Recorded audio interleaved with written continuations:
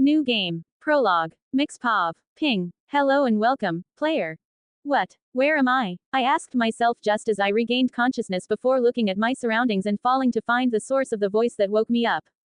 Darkness. Endless, suffocating darkness. Where I was there was no sky, no ground, no horizon, only an infinite void stretching in all directions.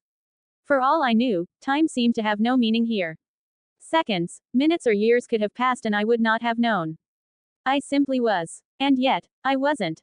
There was a hollow ache where my identity should have been, a gaping emptiness where my memories once resided.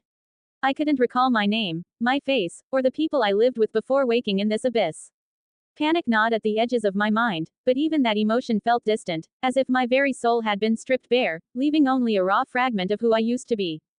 My memory. It's all fuzzy. Am I dreaming? In a coma? Or did I finally kick the bucket? I thought whilst still inspecting the void I found myself in. Then, a sound. A soft, familiar ping. Before my eyes, a translucent window blinked into existence, floating midair, radiant yet casting no light upon the surrounding darkness.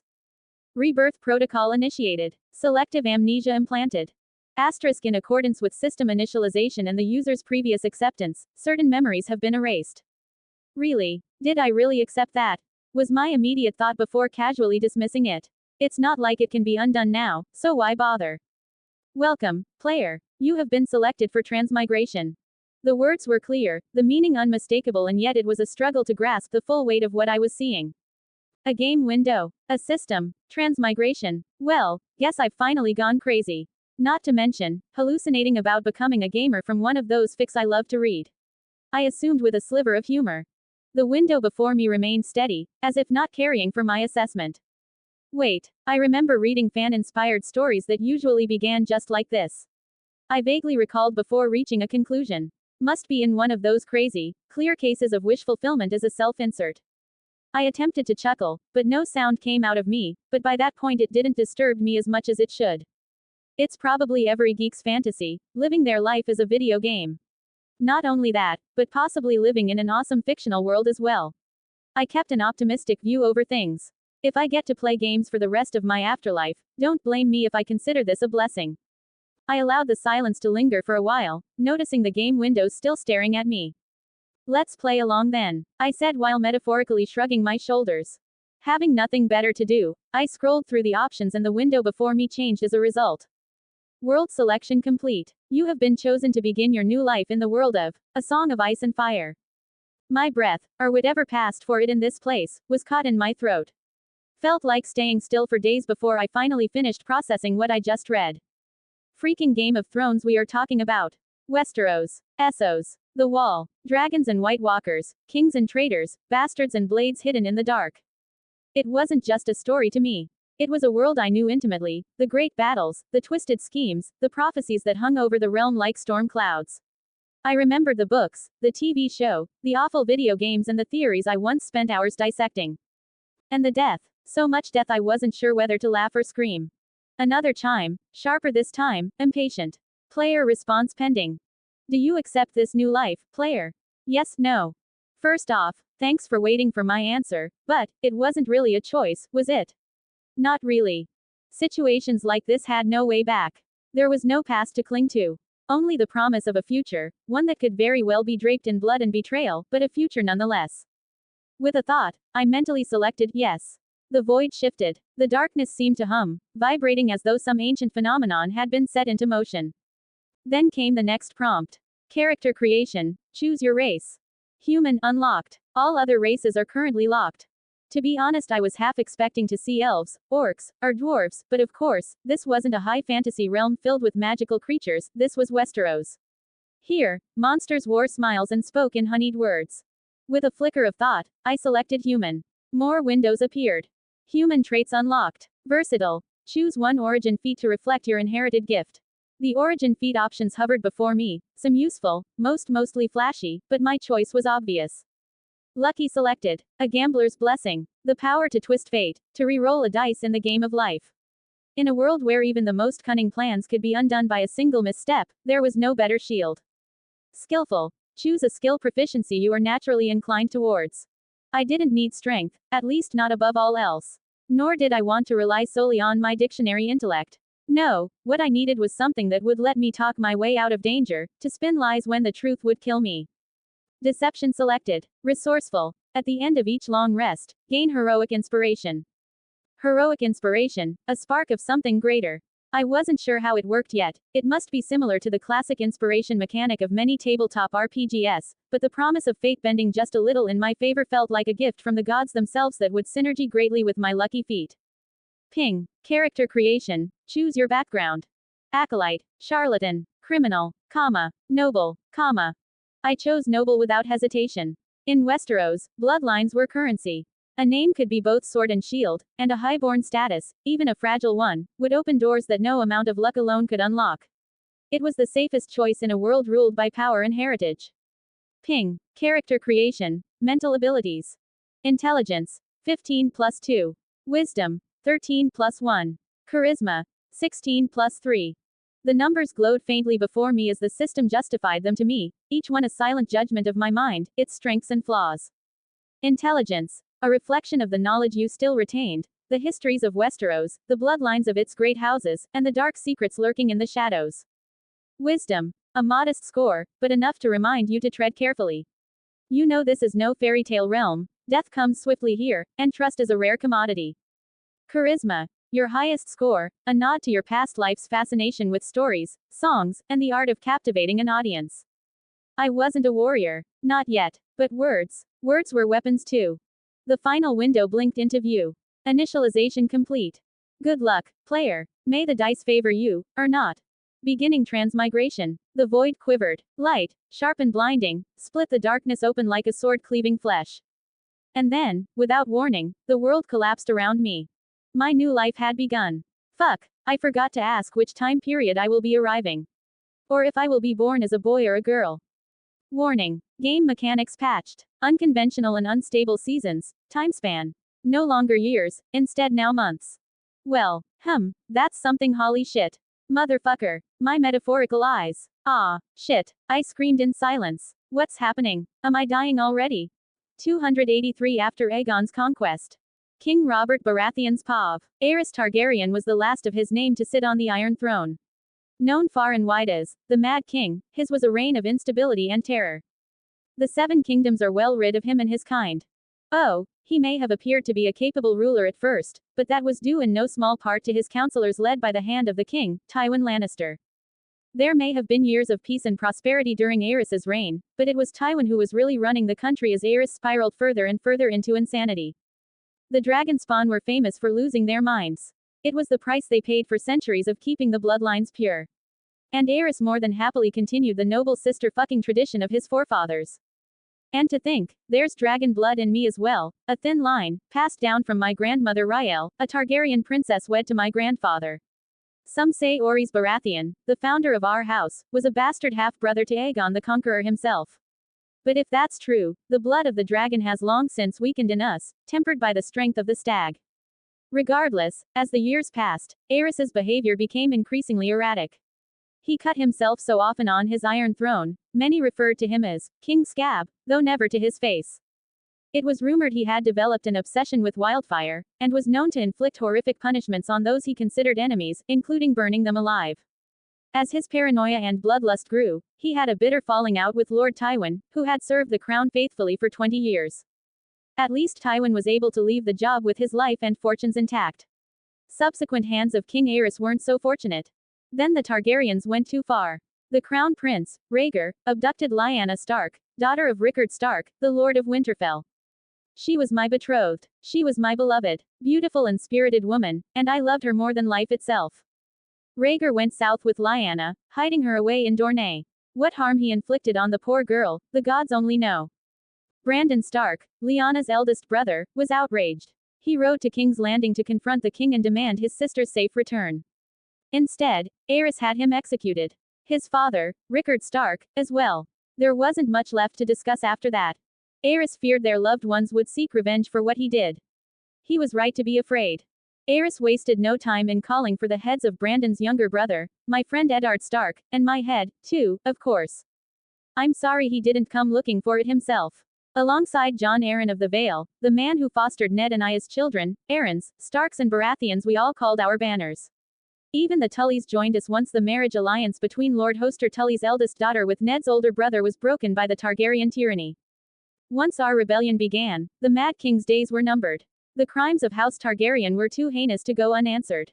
Gods, those were some battles. Our first victory occurred at Summerhall, where I faced off against an army of dragon loyalists and won 3 battles in a single day. 3. In one day. 7 hells, that was a glorious day. We tried to take Ashford Castle in the Reach, but the Tyrells beat us back. We had to regroup. My army was pursued north by Aerys's army and took refuge in the Stony Sept in the Riverlands. When the Targaryen army entered the town, the Sept bells tolled, a signal to the townspeople of the battle that was to come. As the Targaryens searched from house to house for me, the combined forces of Ned Stark and the Tullys swept into the city. Gods, what a day that was. It's now known as the Battle of the Bells. We overwhelmed the Mad King's forces and sent them scampering back to King's Landing. Aerys's son, Rhaegar, who started the whole damn thing, finally emerged from hiding in the south and assembled his own army to face us. As for the Mad King, he must have been pissing himself. The battle that would decide the fate of the 7 kingdoms occurred at the crossing of the Green Fork of the Trident River. Rhaegar commanded the royal host, which was some 40,000 strong. My forces were outnumbered by nearly 5,000 men, but that didn't matter. They were fresh, but we were battle-hardened and had justice on our side. As the battle raged around us, I faced off with Rhaegar. The stag and the dragon right there in the ford of the river. I fought with the fury of 10 men, raining blow after blow upon that vile prince before burying my warhammer in his chest. I hit him so hard, the rubies on his armor broke free, flinging them into the stream. They call it the Ruby Ford now. With that scum Rhaegar dead and the royal army shattered, our next move was to make for King's Landing. For our rebellion to succeed, the capital city had to be taken, forcefully. No one was foolish enough to believe that Aerys was gonna hand his crown over peacefully. The Mad King's reign needed to end. What Tywin Lannister's forces did was unfortunate, but it was necessary to secure the Iron Throne, and bring peace and justice to the 7 kingdoms. My glorious victory at the Trident left me wounded, but I sent my personal maester to attend to Esser Barristan Selmy instead. His wounds were more severe. Even though Esser Barristan was a member of Aerys's Kingsguard and fought on the opposing side, that man's bravery and loyalty were something to behold. But this meant my wounds would take longer to heal and I couldn't ride to King's Landing myself. So I sent the one man I trusted over anyone else in this world, Ned Stark, in my place. Had I been able to ride, perhaps I could have reached King's Landing sooner and prevented some of the violence that occurred when the Lannisters entered the city. Still, what Lord Tywin did was for the greater good. Even what happened to Princess Elia and her son. Baby or not, his was the same cursed blood that flowed within the Mad King's veins, and it would have legitimized his right to rule. The boy was a dragon spawn and couldn't be allowed to survive. What would he grow to be? A loyal subject. The Kingslayer at least made sure to spare his sister of the same fate. Ned, with his damn honor, didn't see it that way. He and I had our first major fight over the deaths of the Martell princess and the Targaryen heir. Ned called it murder. Murder. It was war. It was war. Lord Stark demanded that the Lannisters be held responsible for their crimes. Was it a crime to put an end to a line of lunatics born of incest? I wouldn't, and still won't, blame Tywin. Instead, I sent Ned Stark south to finish off the remaining Targaryen loyalists. It was only Lyanna Stark's death that reconciled us. Ned had lost his sister. I had lost my betrothed and beloved. We shared that sad bond together, Ned and I. Through it, our friendship was made strong again. As for the Mad King's surviving male heir, the one that was able to scurry away in the face of my fury now lives somewhere across the narrow sea. He and his sister better stay there. A single girl with the blood of the dragon is more than enough for this continent. If they ever set foot in Westeros again, they will face the king's justice. The Iron Throne is mine now. I took it. I rule the 7 kingdoms from the Red Keep. For now, the only thing that remains for me is to become king and sire a new line of rulers. Ours is the fury. Sigh. May the gods have mercy on me. King's Landing. Red Keep. At the king's chambers. Queen Cersei's pav. The pain was excruciating. It felt as though my body was aflame, an unrelenting fire consuming me from within, as I labored through the birth of my first child. The storm raged outside, thunder crashing like the drums of war, yet it seemed a mere whisper against my screams. A midwife pressed a cool, damp cloth to my forehead and neck, while 2 others supported my legs. Grand Maester Pycelle hovered close by, his ancient hands ready to receive the heir to the Iron Throne. And then there was Jaime, my golden twin, the only constant in a world of betrayals. He gripped my hand tightly, his thumb gently brushing away a stray lock of hair from my face. You're doing so well, Jaime murmured, his voice soft yet steady. Just one more push, Cersei. You can do this. My fool of a husband was God's new heir, likely deep in the Kingswood, chasing stags and swilling wine, too preoccupied with his precious hunts to witness the birth of his own son. But I didn't care. Robert could rot in the mud for all it mattered. Jaime was here. That was all I needed. With a final, wrenching cry and every last shred of strength I could muster, I felt the life within me slip free, and the room fell into a moment of tense, expectant silence. Then, a wet gasp, not a cry, but a soft, almost hesitant sound, as Pycelle lifted the child into the air. Congratulations, Your Grace, one of the midwives said, her voice breaking the silence like a blade through glass. You have given birth to a healthy boy. I sagged back into the pillows, my body trembling, skin slick with sweat. Relief flooded me, yet it was fleeting. The silence pressed in again. The babe did not cry. The room remained still, so still it felt as though the storm outside had taken over entirely. My heart lurched. Why isn't he crying? I rasped, panic slicing through my exhaustion. Why is he so quiet? Jaime's grip on my hand tightened. Shish, sister, he soothed, though his smile was strained. Pycelle shuffled forward, the baby bundled in his arms. The young prince is well, Your Grace. The old man wheezed. He is merely calm. If I recall, your father was much the same when his mother, Lady Jane, delivered him. Calm. The word struck me as wrong. No newborn was calm. They screamed, they wailed, they announced their presence to the world with fury and defiance.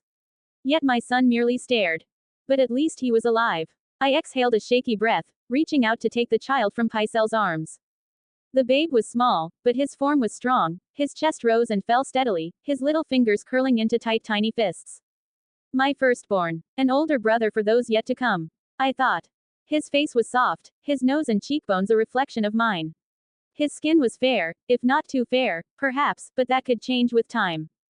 Then I brushed the blanket aside and froze. The hair on his head, though sparse, was unmistakable. Not the golden locks I had longed for, the Lannister gold of Jaime and me, but a thin layer of deep black hair. Baratheon black, and among the darkness, interwoven like threads of silver, were strands of mismatched, shining hair. Pale as the moonlight. Valyrian silver. My breath caught in my throat. I looked up at Jaime, searching his face for some silent explanation, some reassurance, but his eyes were fixed on the babe's hair, confusion etched into his every feature. This is Robert's son, I reminded myself. Robert's. But the silver. How? The question echoed in my mind, a terrible, gnawing thing, and for the first time, fear twisted in my gut like a dagger. This should have been Jaime's child. I had been so careful. So sure. Before I could unravel my thoughts, the babe shifted in my arms, his tiny body stirring. And then, slowly, almost deliberately, his eyes fluttered open. Two irises, like twin moons, stared up at me. One a striking shade of bright blue, so clearly Baratheon, so clearly Robert's. The Stormlord's blood. But the other, a violet eye, deep, shimmering, and unnatural. A Targaryen eye, the color of old Valyria, of dragonlords and conquerors. It was not the soft lilac of some distant inheritance I saw in the occasional bastard or even in the few Velaryons I managed to meet, no. It was the rich, royal purple of the blood of kings. My child carried the fire of dragons. I couldn't speak. Staring into those mismatched eyes, I saw the ghosts of two men. The Stormlord and the Dragon Prince, Robert and Rhaegar, still fighting, still warring, long after their final battle at the Trident. And then, without my notice as I was still lost in my thoughts, the babe's tiny hand moved. With deliberate clumsiness that was so strangely intentional for a newborn, he grasped the edge of the blanket and peeked underneath, as if ensuring something was still there. His small chest rose and fell with what anyone that noticed it could swear was a sigh of relief. As I finally freed myself from my deep thoughts, I opened my mouth to speak, but the chamber doors suddenly crashed open. Robert stormed in, his boots heavy against the stone floor, the smell of sweat, leather and blood trailing after him. A dirty deer pelt hung over his shoulder, a pathetic offering no doubt, as though a dead stag could ever replace his living son. He did not greet me. Instead, his gaze locked onto the baby. So I held the boy out to him, but Robert hesitated before taking him. When he finally did, his frown deepened, a grimace unlike any I had seen before. It was not the bewilderment of a new father. It was disgust. What trick is this? Robert growled, his voice a low rumble. What sick joke have the gods played on me? He stared at the boy's silver-streaked hair, at the violet eye, as though they were a blight, a curse. Haven't I done enough by letting one of them live? He muttered darkly to no one in particular. And now this dragon spawn. Are you sure it's even healthy? He said before handing the babe off to Pycelle as if the child was born a dwarf. This is no son of mine. The words landed like a blow. Don't speak such nonsense, my king, said Lord John Arryn, his voice a calm counter to Robert's rage. The young prince bears the blood of your house and that of old Valyria, a rare gift. Indeed, Pycelle added, his voice a wheedling whisper. House Baratheon is tied to the Targaryens, through your ancestor, Orys Baratheon, widely believed to be Aegon the Conqueror's half-brother. The boy's features are not a curse, they are a sign of your rightful claim. Robert said nothing, jaw clenched so tightly I thought his teeth might crack. Though finally now I could see some similarities between him and that emotionless brother of his. After a long silence, I spoke. What shall we name him, husband? Robert's gaze did not waver from the child. At last, he answered. Durrandon. I blinked, knowing I wasn't the only one confused by the choice, before asking. Durrandon. He nodded. After Durin Godsgrief, let it be known, just as my ancestor defied the gods, so shall his namesake. I will not bow to their sick games. I bit back a smile. Spite suited him. And so, the child in Robert Baratheon's arms became Durrandon Baratheon, first of his name, Crown Prince of the Seven Kingdoms. A boy born of storm and fire.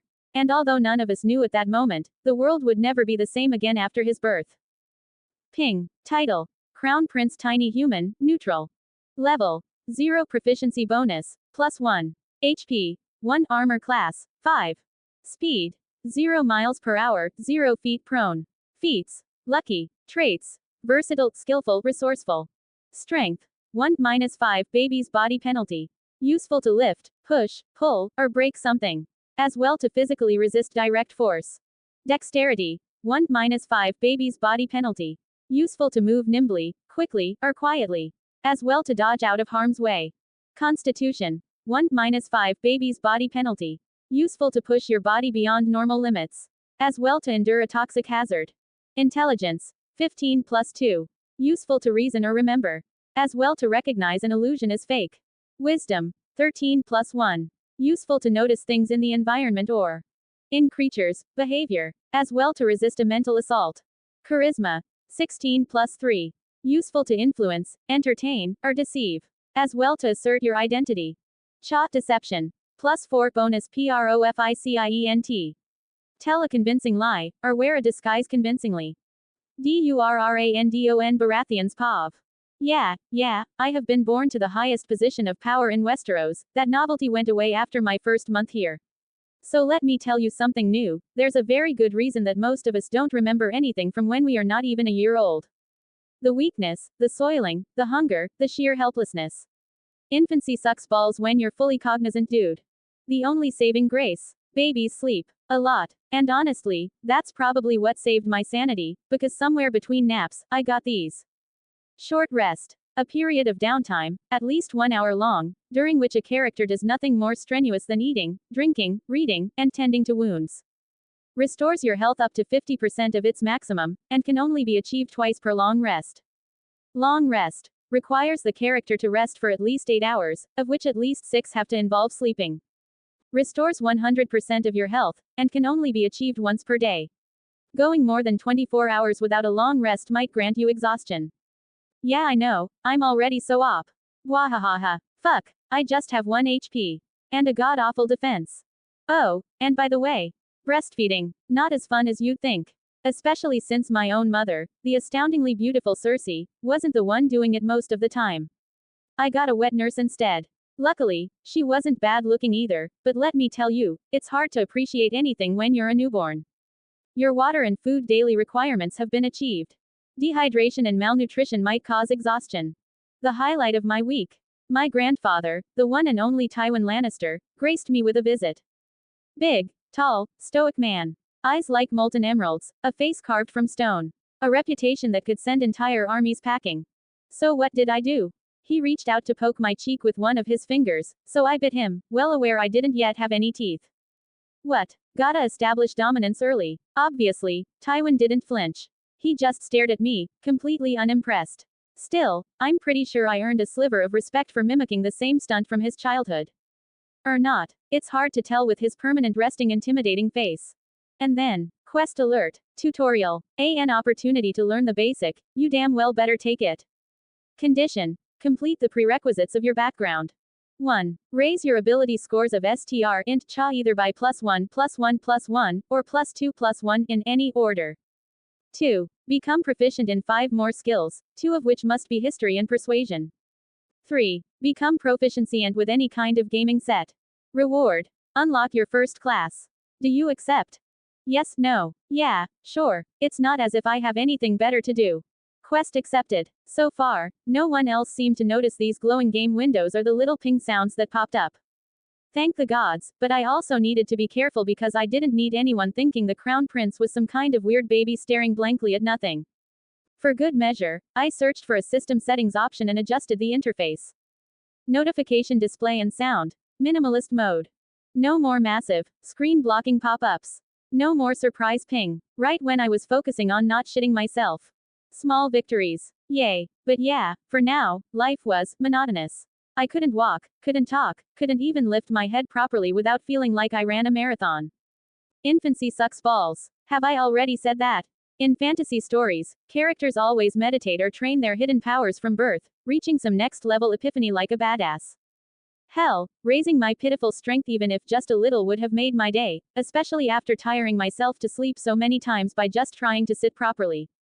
But yeah, well, reality check. I'm stuck in a medieval death trap called Westeros and currently 100% reliant on people who might use me as a pawn the second I become more than a sleeping potato. So for now, I'll bide my time. Observe, learn, survive. Quest alert. Be a good baby. Condition. Avoid crying and waking up people at night. Reward. Everyone that hates you and lives near you will become indifferent. Do you accept? Yes, no. I might have a baby body, but my mind is still that of a grown adult. If Robert is so stupid to hate his own kid because of his appearance, that's his problem. Quest accepted. But I suppose it doesn't hurt to have the King of the Seven Kingdoms himself stop hating my guts. And so, the months crawled by, and in between fighting off boredom and mastering the ancient art of not crying, I noticed something else, something big. The world has changed. Westeros's climate had always been a strange beast, arid and dry in the furthest south, shifting to cold and harsh winters in the north, and becoming an icy wasteland in the lands of always winter. Continental-sized perks, I guess.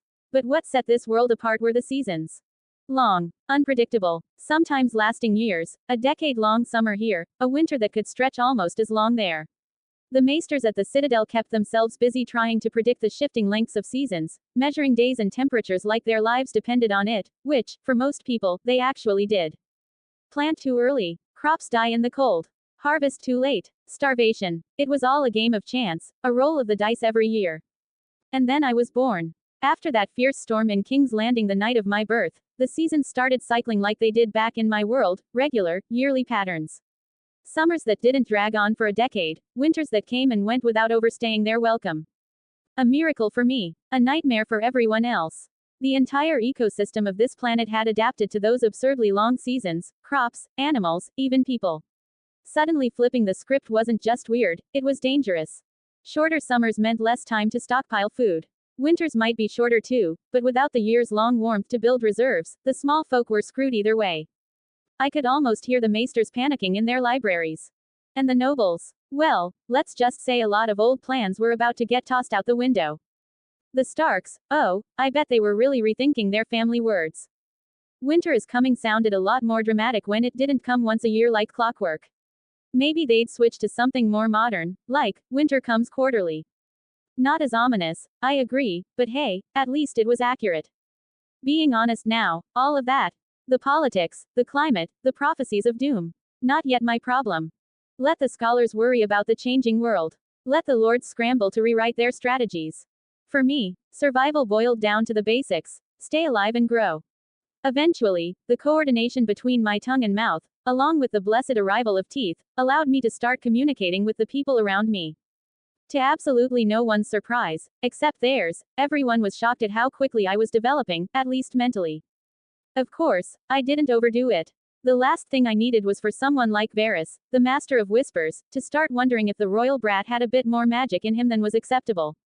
I might have a head start, but for now, this was still a game and I intended to play it smart. Speaking of games, grinding. Yeah, grinding sucked. Especially when your options were limited to what a squishy, chubby baby could physically do without snapping a bone or stunting their growth. So my days were spent flailing around, stuffing my face, and trying to build muscle at a slightly less pathetic rate than your average baby, all while making sure nobody thought I was some sort of demon spawn. And under the watchful eyes of others, I made sure to be a very cool child. It's true. I didn't cry unnecessarily, didn't throw tantrums, just smiled, giggled at the right moments and acted like a perfectly normal baby, which, apparently, was still enough to freak out a few people. But if I had to pick a favorite person in my small, suffocating world, it was the one responsible for keeping me fed, the midwife, Jane. Jane Waters, to be precise. Other than taking care of me, she washed clothes, cooked meals, and aided others like her to handle the more thankless parts of housekeeping a castle. But most importantly, she unknowingly helped me grind my first non-embarrassing skill. Through continuous, near-obsessive observation of someone, you have become proficient in discerning a person's mood and intentions. Insight. +2 bonus.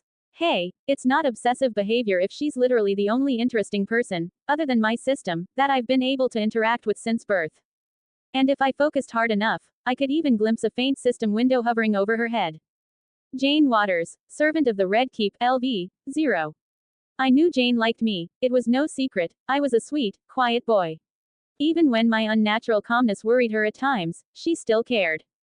Which was nice. Uncomfortably nice, if I'm being honest.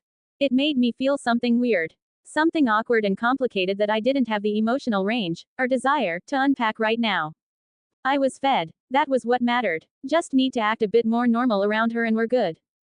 284 after Aegon's conquest. Eventually, the baby milestones started rolling in. I could crawl without face planting every 2 seconds. I could sit up on my own without needing a nap right after. And then came the real triumph, standing up. I managed it before reaching my first name day. Not even a whole year old and I was already defying baby physics.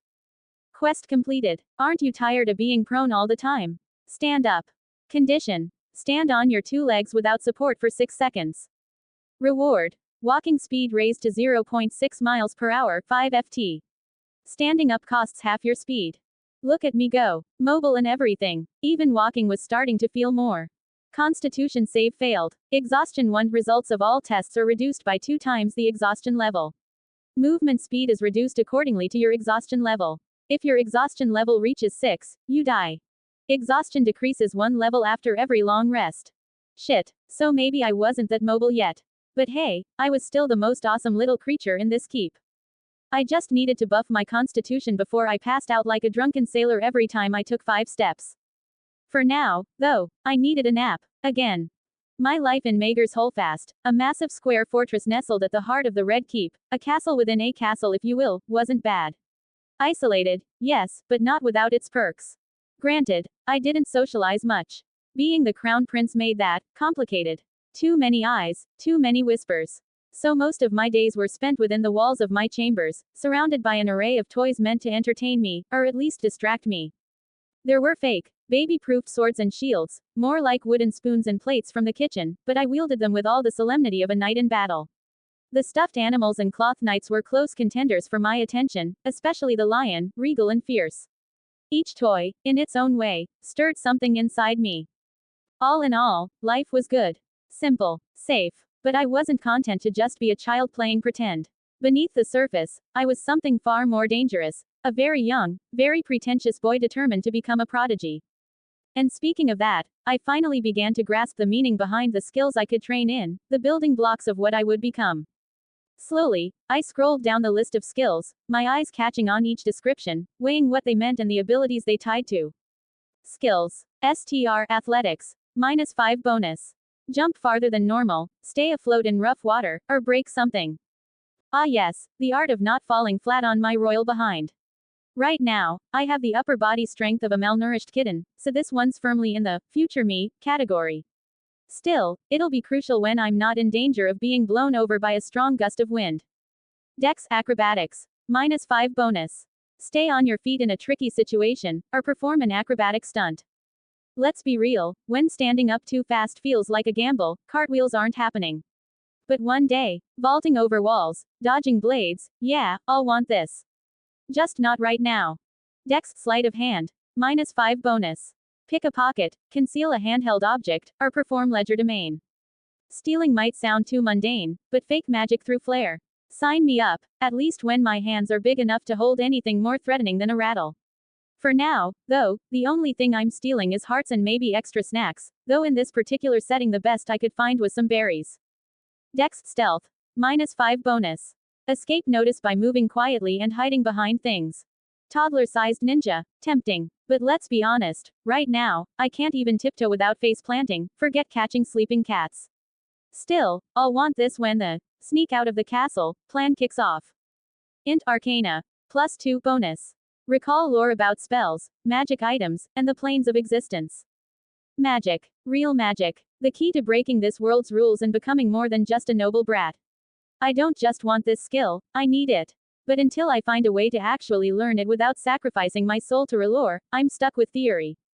Int History. +2 bonus. Recall lore about historical events, people, nations, and cultures. Knowing who killed who slept with who, and why it all led to war. This gets my attention right away. The more I know about Westeros history, the better I can play the game. Since knowledge is power, this one's getting invested immediately. Int Investigation. +2 bonus. Find obscure information in books, or deduce how something works. Critical thinking, problem solving, and unraveling secrets. Feels like a current me skill. Let's just hope I don't have to investigate who poisoned the royal baby anytime soon. Int Nature. +2 bonus. Recall lore about terrain, plants, animals, and weather.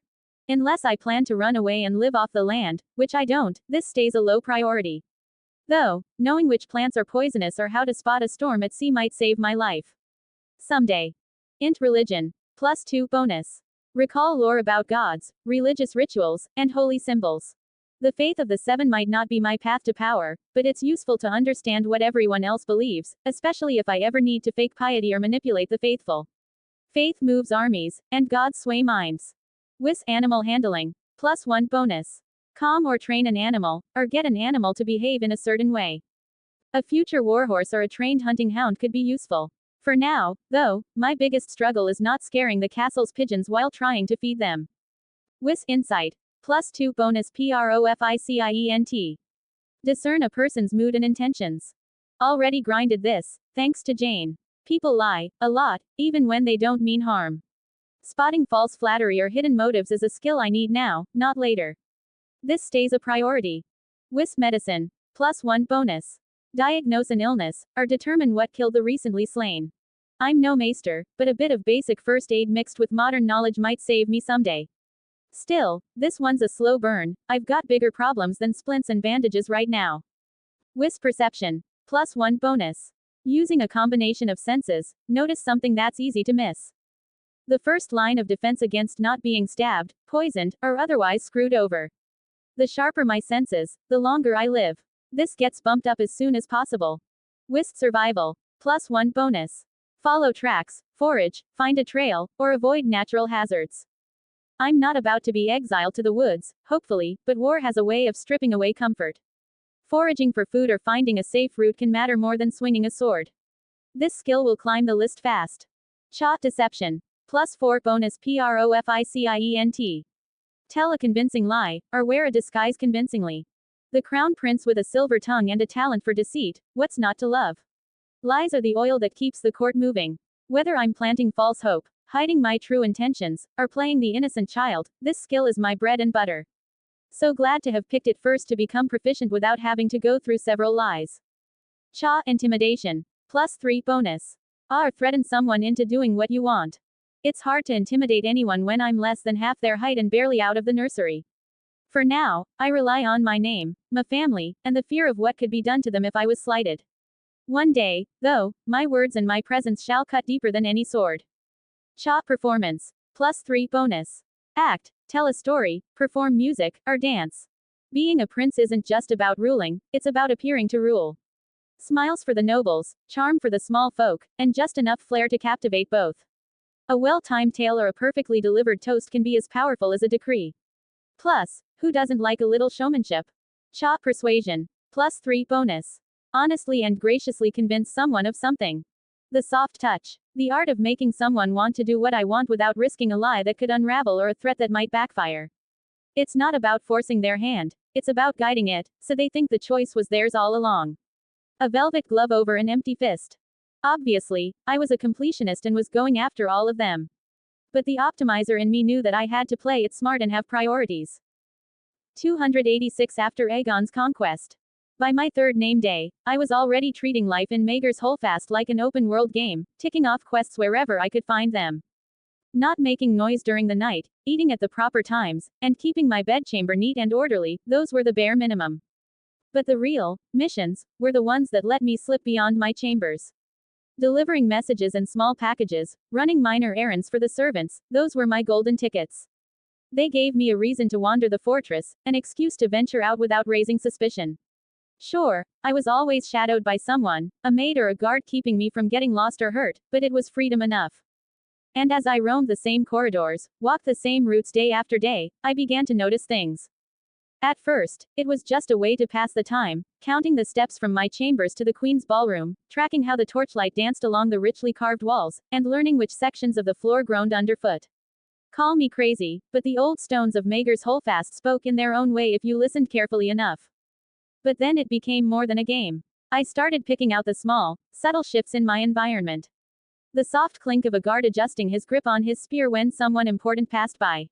The way the servant's footsteps varied, the hurried patter of a maid compared to the steady stride of a steward. The faint scent of wax and oil that accompanied a freshly lit torch. I memorized the routines, when the drawbridge was raised for the night, the exact moment the Kingsguard rotated their posts, and how the night's silence broke with the distant clang of the castle blacksmith finishing his work. And then I pushed further, training myself to sense not just what was there, but what wasn't.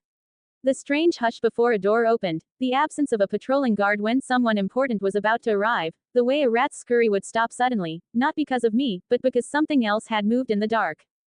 Even the Queen's ballroom, a spectacle of beaten silver mirrors and torchlight, offered its own lessons.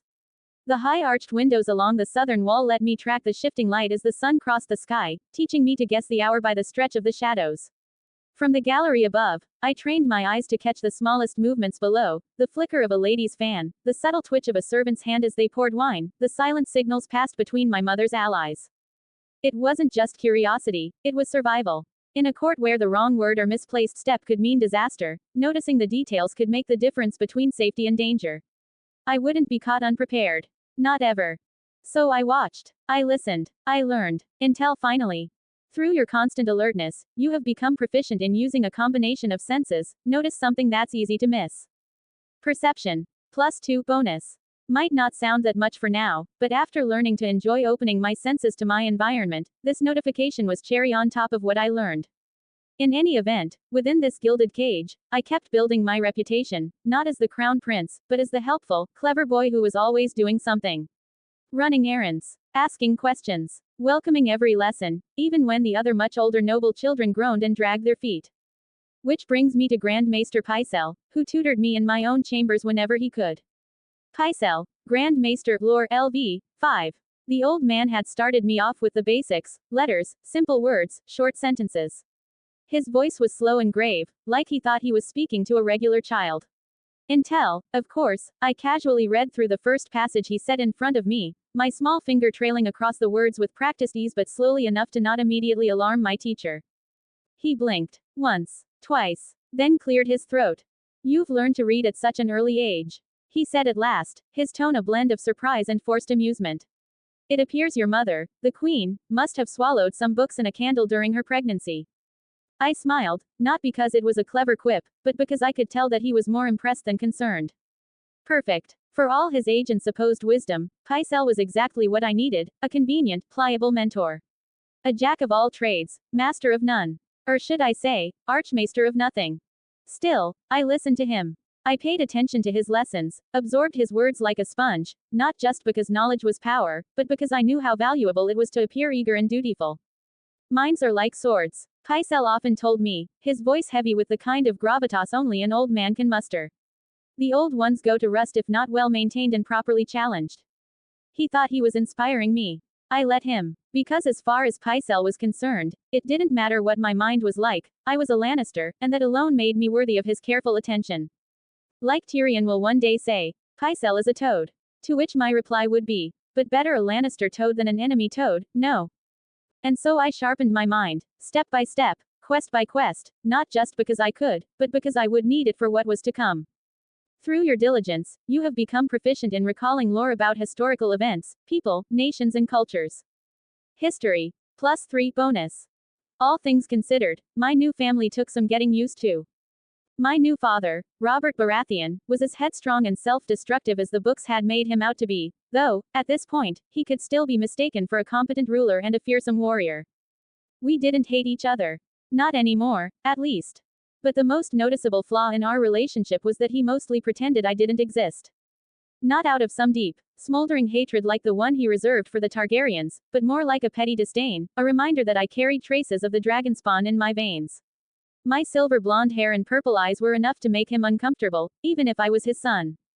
Lucky me. Still, Robert was a man who could inspire loyalty. Soldiers loved him, the great, roaring warrior king who swung his warhammer like a thunderbolt. He was fearless in battle, stronger than a bull, and loud enough to shake the rafters. There was a certain charisma to him, a rough charm that could win men over, as long as they were brave and honest. His hatred, though, was a wild thing. When it came to the Targaryens, it was a madness all its own, raw, unyielding and ever-burning. A grudge sharpened by war and personal loss. But outside of his blood feud, Robert lived as if life were one long, endless feast. He drank like a fish, hunted like a wolf, and fathered enough bastards to fill a small village. His appetites for wine, women, and song were the subject of ribald drinking tunes across the realm, I'm sure. A cask of ale, 54 tons, and The Bear and the Maiden Fair were his favorites, songs as loud and shameless as he was. Yet for all his boldness, Robert was not a complicated man. He hated poison as a coward's weapon, spoke first and thought later, and was quick to double down on any drunken boast. He rarely tolerated being contradicted but was easily led by those who knew how to steer him, the kind of king who could be easily manipulated. Our conversations were rare and short-lived. Once, after a feast, I found myself lingering by the Queen's ballroom, half hidden behind a column as I watched the celebration wind down. The hall stank of spilt wine and roasted meats, the air thick with the echo of bawdy laughter and clinking tankards. Robert was there, in the center of it all, his voice booming louder than the music, clapping men on the back so hard they staggered. He was red-faced and grinning, a crown askew on his thick black hair, a king more suited to the battlefield than the throne. Robert Baratheon, King of Westeros Champion, LV, 14. And then, his gaze fell on me. For a moment, I thought he'd walk past like always. But this time, he stopped. "You're too quiet, boy," he said, his voice like rolling thunder, facing his 3-year-old kid. A prince should be bold, should speak and be heard. I blinked up at him, weighing my response. The wrong words could sour his mood, the right ones might make him laugh. "Like you, Your Grace?" I asked at last, keeping my voice small, cautious. There was a beat of silence. Then a bark of laughter escaped him, sudden and sharp. He grinned, though there was no warmth in it. "Like me." His eyes lingered on my hair for a second too long, a flash of something between irritation and regret, before he turned away, his interest already lost. Another round. Robert bellowed to the servants, and the hall roared back in approval. He was gone before I could say anything more. To most of his courtiers, Robert was a blustering oaf. A fool in a crown. To my mother, he was something worse, an ignorant, slow-witted, drunken brute who lacked the cruel edge she believed a king should have. Speaking of my mother, Cersei. If Robert was a storm, then Cersei Lannister was a lioness, fierce, proud, and dangerous when cornered. She was, in a word, beautiful, strikingly so. With flowing golden hair and emerald eyes, Mother carried herself with a different sort of grace, a sharp, cutting arrogance, like she was forever reminding the world that it was beneath her. Cersei was willful and ambitious, with a certain low cunning, clever enough to scheme but too impatient to be subtle. She was well known for her hunger for power, for the way she bristled at the limitations placed upon her by virtue of her gender. She resented that men like Robert, loud and foolish as they were, could command a room with a mere growl while she, the daughter of Tywin Lannister, was expected to simper and smile. Mother liked to think of herself as Tywin's heir in all but name, a queen as ruthless and calculating as her father, but the truth was, she lacked his restraint. His patience. Cersei did not just remember slights, real or imagined, she nurtured them, fed them like wounded animals, until they grew into grudges with teeth. Disagreement was defiance in her eyes. Caution was cowardice. And to be contradicted was an insult she rarely forgave. Her quick temper and fragile pride often pushed her into rash decisions, the kind of choices made in the heat of the moment, with little thought for the consequences. And, of course, she never shied away from using her beauty as a weapon. Sex, to Cersei, was both a tool of manipulation and a means of control, a weapon sharper than any blade, and far more dangerous. But beneath all that, the ambition, the cunning, the pride, was the simple truth: she only truly cared for me out of spite for Robert. Her affection was performative, an unspoken way of saying, "Here is your heir, your trueborn son, and he is mine, not yours." It was a twisted sort of love, but love all the same, I guess. And I used it. Carefully, of course, never pushing too far, never giving her reason to question my intentions, but every moment spent in her shadow was a chance to make her see me as more than just a pawn in her game against my father. More importantly, though, it gave me time with my siblings. Yes, siblings. Plural. It seemed my presence had rippled through time, shifting events like a stone dropped in a pond. The butterfly effect was at play, and the children born after me were no longer guaranteed to be the exact same ones I remembered from the books. Those conceived before I could affect the timeline or those born far enough in terms of distance might still align with what I knew. But the closer the influence, the more unpredictable it became. That thought haunted me, especially when I considered the Stark children and what else might have changed. But I digress. After me, my mother gave birth to twins, a boy and a girl. Golden hair, emerald eyes, the very image of Lannister perfection. Their names were Lan and Joanna. And, amusingly enough, they seemed to hate each other. Well, as much as babies could actually hate. It was a constant war of shrieks and wails between them, with tiny hands tugging at golden curls or swatting at one another's faces. A rivalry in its infancy, literally. Mother, ever the Lannister, chose their names as a quiet homage to her house. Lan, for the legendary founder of the family line, bold, unmistakably proud. And Joanna, after her own mother, a name that carried weight within the Rock. Rumor had it that she'd toyed with naming Lan outright Lannister, an unsubtle jab at Robert, a reminder of whose bloodline truly mattered to her, but even she wasn't reckless enough to push that far. Not yet, I presume. Still, it was clear her choice was more than a simple gesture of love. It was a message, one my father was either too drunk or too indifferent to pick up on. Regardless of the name games and silent power struggles, I found myself caring for the Golden Twins. And while they might have been at each other's throats more often than not, there was one thing, one person, who could make them behave. Me. For some reason, I was the only one who could sit between them without sparking another round of flailing arms and furious gurgles. Maybe they saw me as the calm in their tiny storm, or maybe they were just too confused by my hair to fight over me. Whatever the reason, I clung to it. Because if I was going to stop the war that could tear this family apart after Robert's death, I needed them to see me as more than just their older brother. I needed to be the thread that tied us all together. It was late afternoon when I found Mother in the nursery. The twins were asleep, their golden heads resting on silken pillows, faces soft in slumber. Lan's tiny hand had somehow found Joanna's, though if they were awake, they'd likely be pulling each other's hair instead. Cersei stood by their crib, a lioness watching over her cubs, a goblet of wine balanced delicately in her hand. The room smelled of lavender and something richer, the faint scent of my mother's perfume, sharp yet sweet.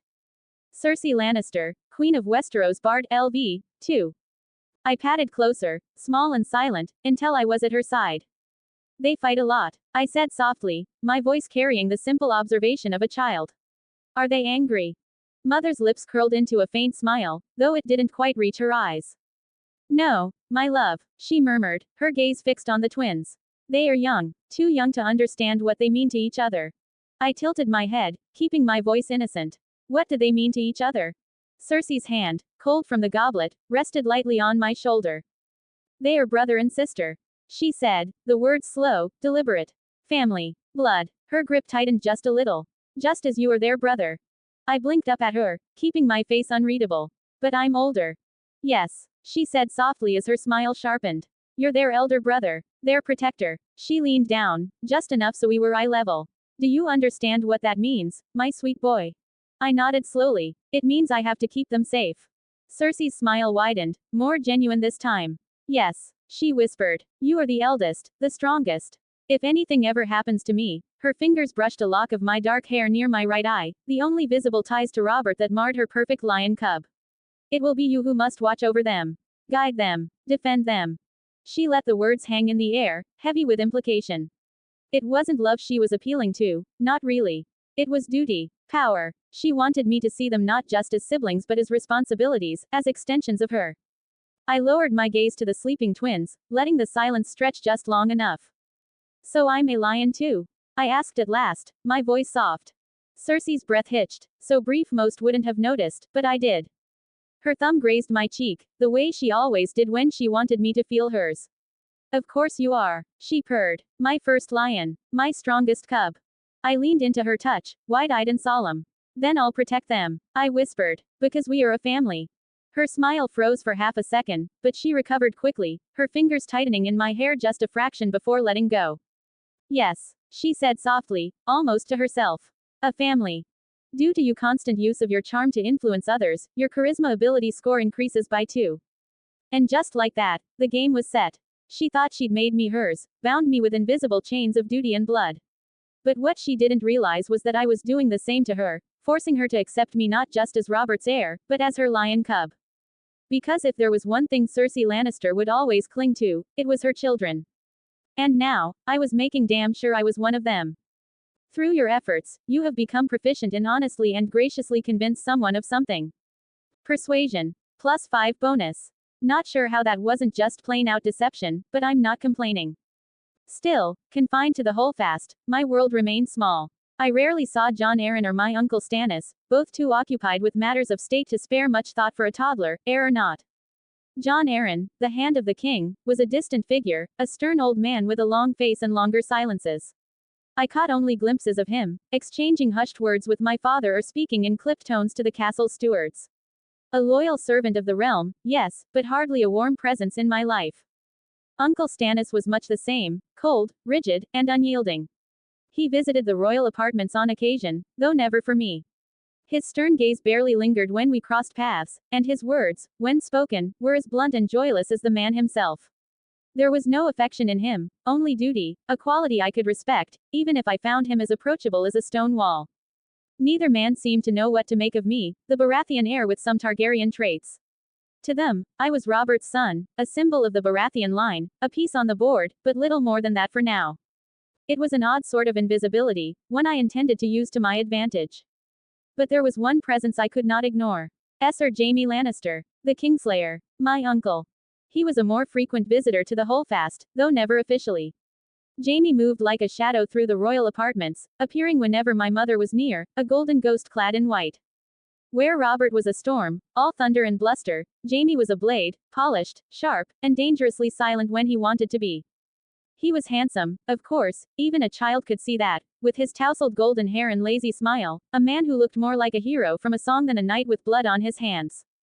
But there was something else beneath the charm, a bitterness, a restlessness, like he was always moments away from unsheathing a sword, if only to remind the world of his edge.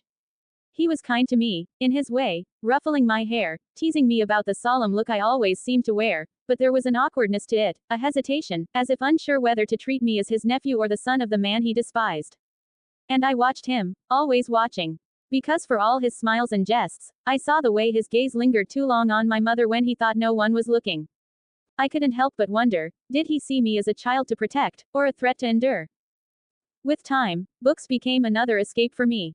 With them I exploited the unspoken rule of Maegor's holdfast I've learned very early, a quiet child was an overlooked child.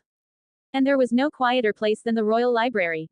It wasn't the grandest collection in Westeros, the Citadel in Aldtown and even Dragonstone held more rare tomes, but for a child locked away in a fortress within a fortress, it was a treasure trove.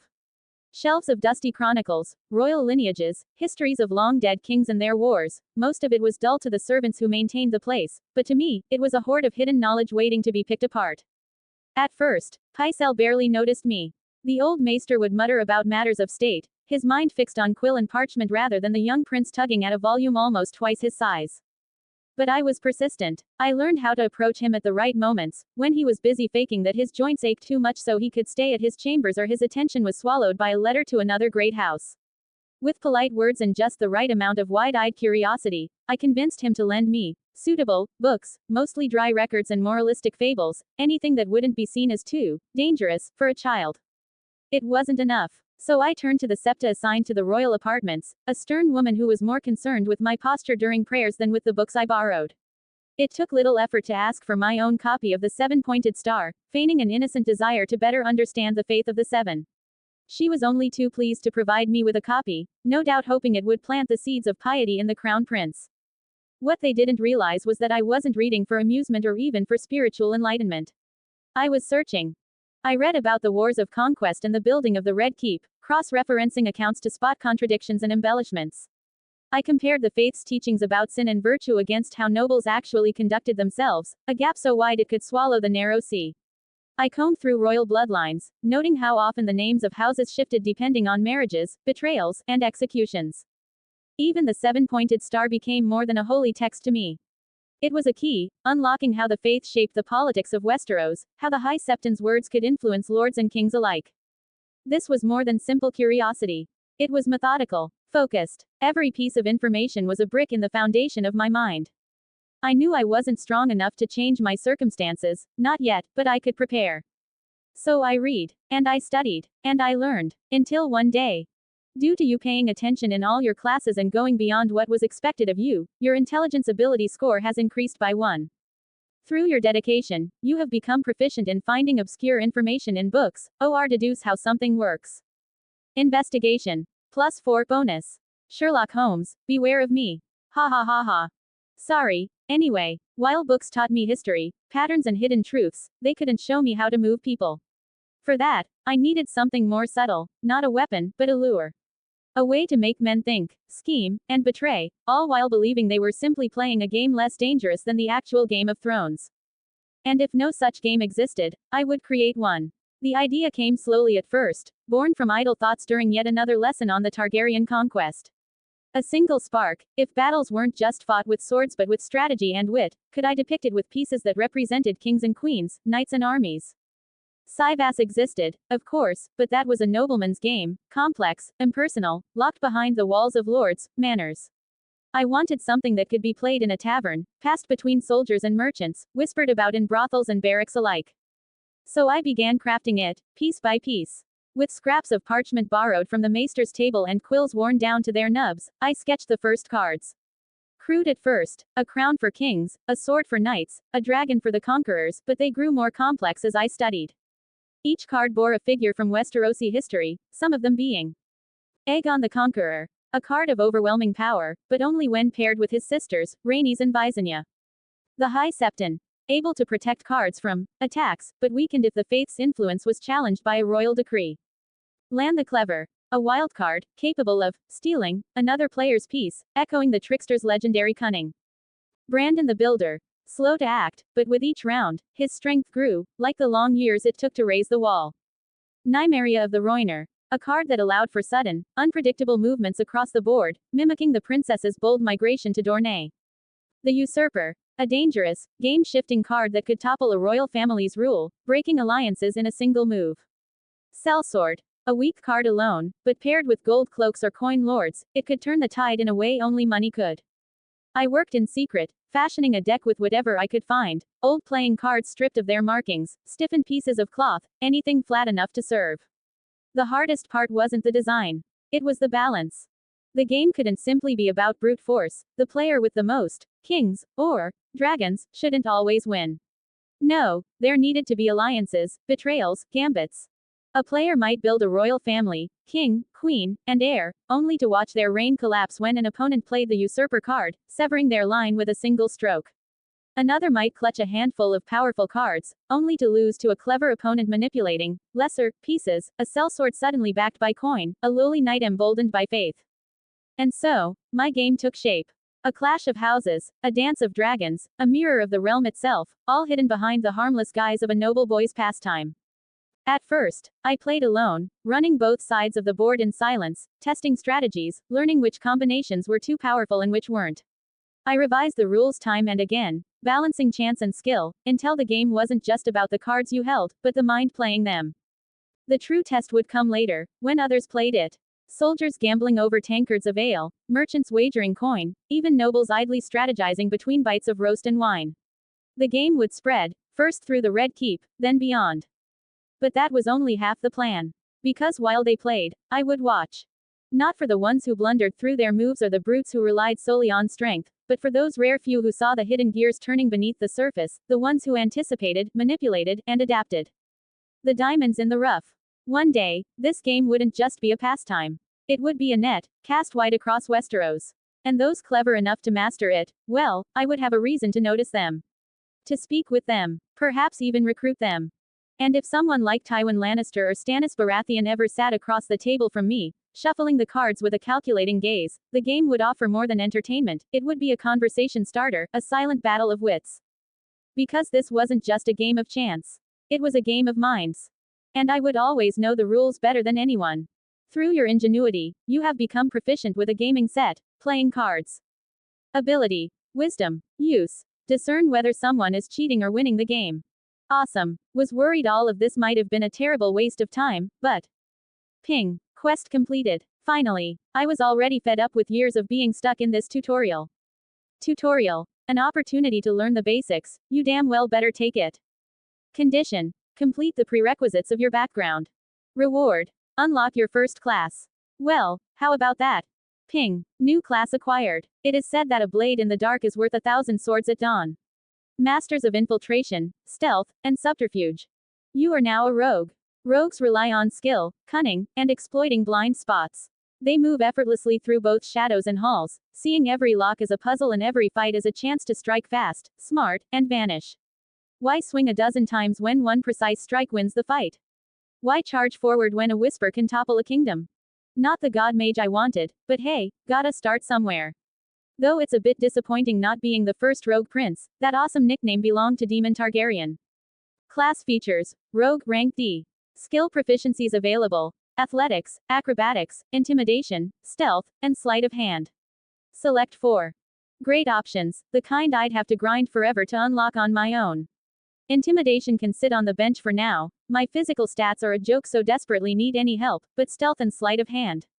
Mandatory for any rogue. Skill proficiencies gained. Athletics, Acrobatics, Stealth, Sleight of Hand. Tool proficiency gained. Thieves' Tools. Thieves' Tools Kit and Burglar's Pack ready for retrieval.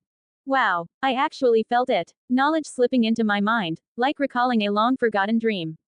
Tumblers, lock mechanisms, pressure plates, the basics of breaking and entering. Guess I'm officially licensed to commit crimes now. Armor proficiency gained. Light armor. Wearing armor you are not proficient in has penalties. Padded armor crafted to resemble thick clothing, ready for retrieval. Finally, a bit of life insurance, and better yet, it doesn't scream, hit me with all you got. Weapon proficiencies gained. Simple and martial with the finesse or light properties. Ready for retrieval. 2x daggers, 1x shortsword, 1x shortbow, 20 arrow plus 1 quiver. Hell yeah, I'd been racking my brain trying to figure out how I'd defend myself if some rat catcher decided to earn a few extra coins by offing me in my sleep. Now, with a blade under my pillow waiting for the perfect timing. Problem solved. Abilities unlocked. Expertise. Double your proficiency bonus in 2 skills.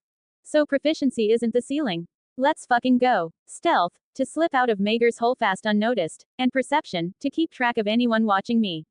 Solid. Sneak attack. You know how to strike subtly and exploit a foe's distraction with finesse and ranged weapons. So the game wants me to fight dirty. With my HP barely keeping me from an early grave, I didn't need the extra encouragement, but I'll definitely take it. Thieves can't create your own cipher, hidden symbols, phrases, and gestures used to convey secret information. Gain fluency in another language of your choice. The cipher can wait, but the extra language? No brainer. Hi Valyrian. Forget the entire years I spent struggling with its basic words back when I had Duolingo at my disposal, now, fluency. Just like magic. Weapons mastery. Unlock special combat techniques with 2 mastered techniques, may switch these techniques for others you qualify after a long rest. Neat. Gotta test it out soon. Rewards retrieval. Please confirm which rewards you would like to claim at this moment. I didn't hesitate. The padded armor appeared first, a simple set of thick cloth layers, enough to pass as winter wear, but light enough for summer if I left it open. Perfect. Unassuming. Everything else could wait. No point in strutting around like an armory on legs. For now, the blade in the dark stayed hidden, right where it belonged. Title. Crown Prince Small Human, Neutral. Level. 1/3 proficiency bonus, +2. Class. Rogue D. HP. 2 armor class. 10 padded armor. Speed. 3.5 miles per hour 30 feet. Feats. Lucky, skilled. Traits. Expertise, sneak attack, thieves, can't weapon mastery. STR. 8-1 child's body penalty. Athletics. +1. Dex. 8-1 child's body penalty, proficient save +1. Acrobatics. +1. Sleight of hand. +1. Stealth. +3 expertise. Con. 8-1 child's body penalty. Int. 16 +3 proficient save +5. History. +5. Investigation. +5. Wis. 13 +1. Insight. +3. Perception. +5 expertise. Cha. 18 +4. Deception. +6. Persuasion. +6. Tools. Gaming set thieves tools. Weapons. All weapons with the finesse or light property. Armor. Light armor. Languages. Common tongue thieves. Can't high valyryan. Not bad. But I can do better. Neck popped. Knuckles cracked. Let's grind the shit out of this class. Many days later, the room is quiet. Too quiet. Probably because it's early in the morning. Still, I sit at my desk, a quill in hand, the tip scratching softly against the parchment. The words flow in neat, practiced strokes. Zaldrizes. Ilva Anagar Isa Syt Ilva. Dragon. Our blood is for us. The letters look foreign, but the sounds feel natural on my tongue now. High Valyrian. I read the words again, whispering them under my breath. Softly, careful not to let the walls listen too closely. Then, the real work begins. I slip from the chair, moving to the loose brick at the base of the wall, a secret I discovered after 100 careful inspections of this chamber. My fingers find the worn edge and pry it free with a practiced motion. The hidden space behind it is small, but it's enough.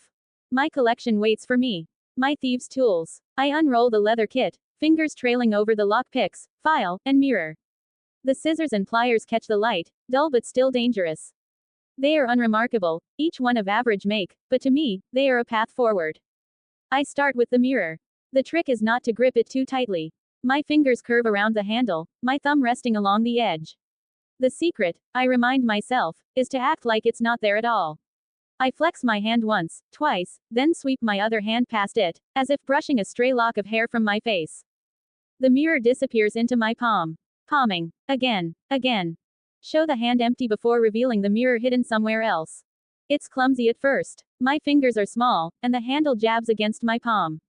But I keep going. It's not about the size of my hand, it's about the story I'm telling to anyone else paying attention. I move on to stealing. The scissors lie in the open roll of tools. I keep my gaze fixed on the mirror, spinning it idly, while my free hand drifts down, fingers brushing the scissors. They clink softly against the leather. Sleight of hand check failed. Too loud. I try again, slower this time, a gentle grip, not a snatch. When the mirror turns once more, the scissors are already in my hand. Silent. Smooth. Sleight of hand check succeed. Excellent. Now for simulating. I grab a scissor and mimic sliding it into my boot, but at the last moment, I shift it, tucking it into the gap between my mattress and bed frame. The trick isn't just the movement, it's the weight. I practice again, pretending to shift an invisible weapon between my hands. It needs to look real. Feel real. When I switch the file for the lockpick, the motion is awkward at first, the pick catching against the edge of my thumb, but after several tries, my hand moves like water. One tool replaces another. The switch.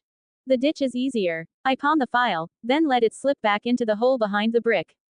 Sleight of hand check succeed. Gone. Forgotten. But the load, that's the hardest. Sliding the lockpick into my sleeve, I fumble the first time, the tip snagging on the fabric. I growl under my breath, too loud, but force myself to slow down.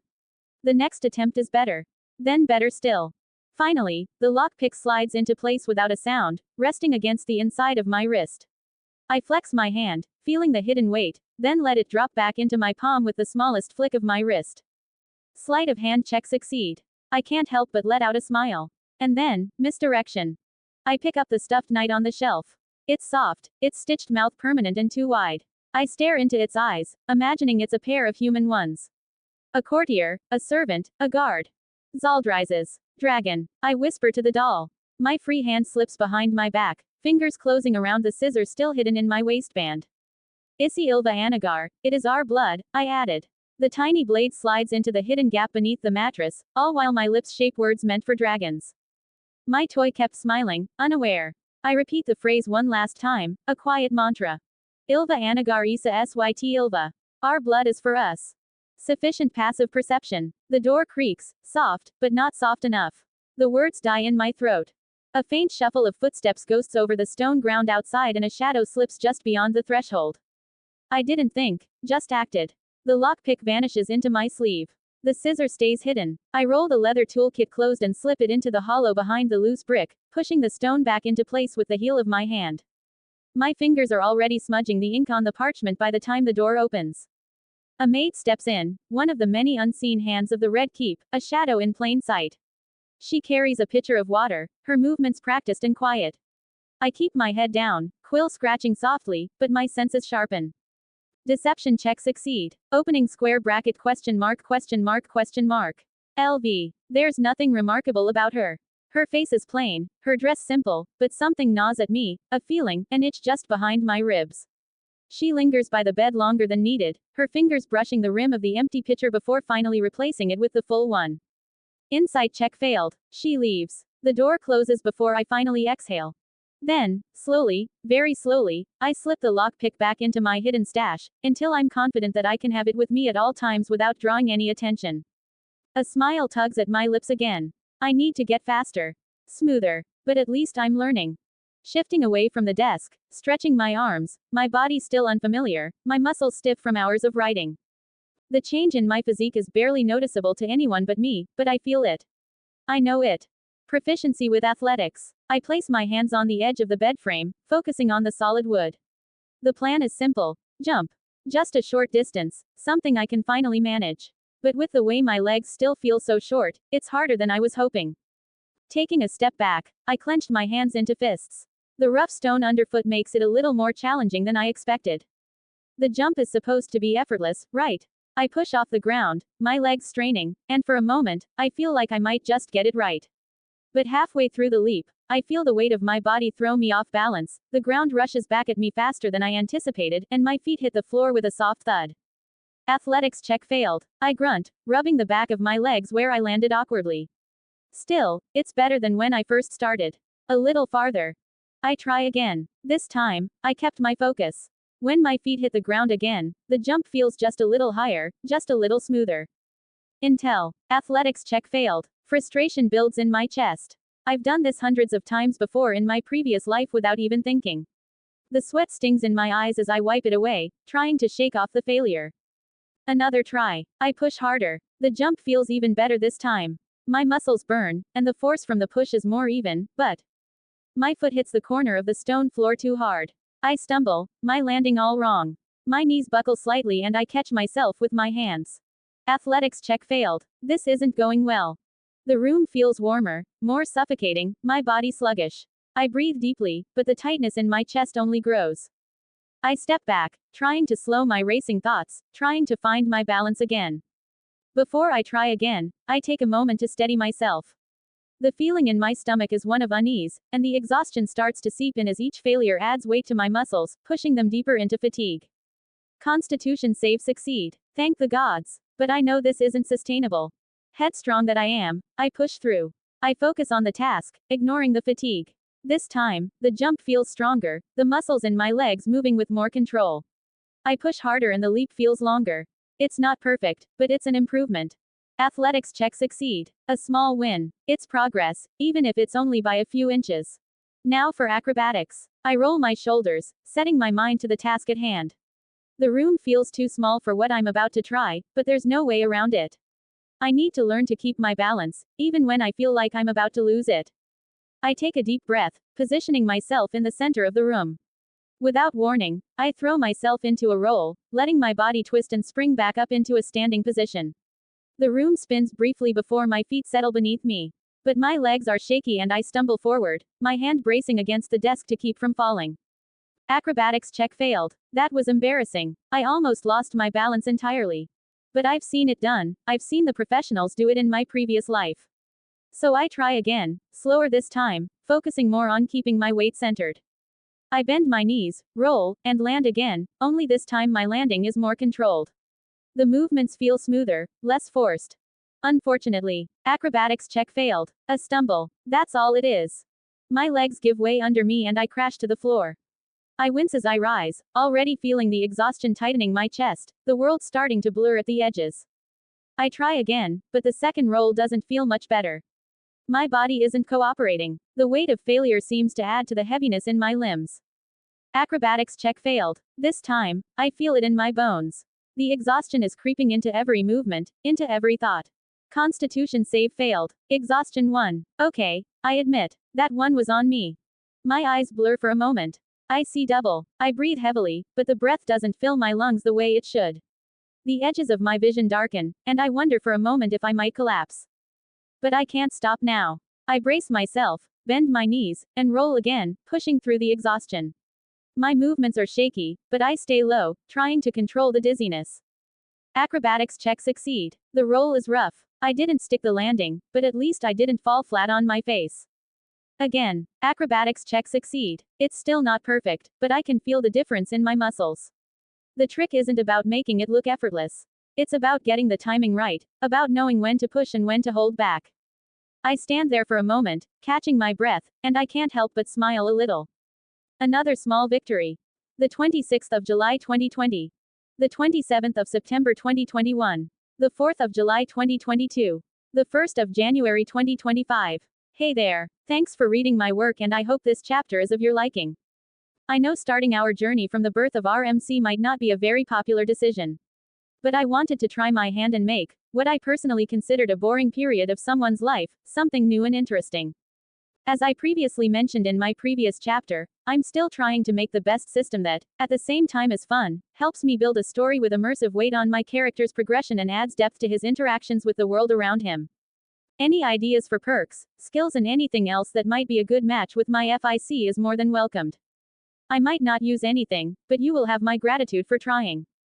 If this chapter is a mess of grammatical errors, please wait until I promptly try to fix it, but for that I need your feedback. Apologies if the constant rework of my work is growing tiresome. Cold sweat smile. This time I'm really interested in going the Dungeon and Dragons 2024 route. Got really excited about it after gaining more experience playing with family and friends, as well as with Baldur's Gate 3 and watching The Legend of Vox Machina. Have some idea about my story? Comment it and let me know. Daichi_TBR 193 creators, thoughts. 286 comments, 0 vote. Lessons of songs and battles. 287 after Aegon's conquest. King's Landing, Red Keep. A few weeks later at Prince Durandon's bedchamber. Durando's Pav. You have taken a long rest in your own bed. HP have been restored 100%. Your exhaustion level has decreased by 1. I opened my eyes and rose from my bed, the familiar stone walls of Maegor's Holdfast greeting me with their usual cold indifference. The morning light crept in through the narrow windows, painting long, thin lines across the chamber floor. My body still ached, the lingering sting of pushing myself too far the night before. Well, at least I hadn't collapsed again. That was a step forward, however small my feet still were.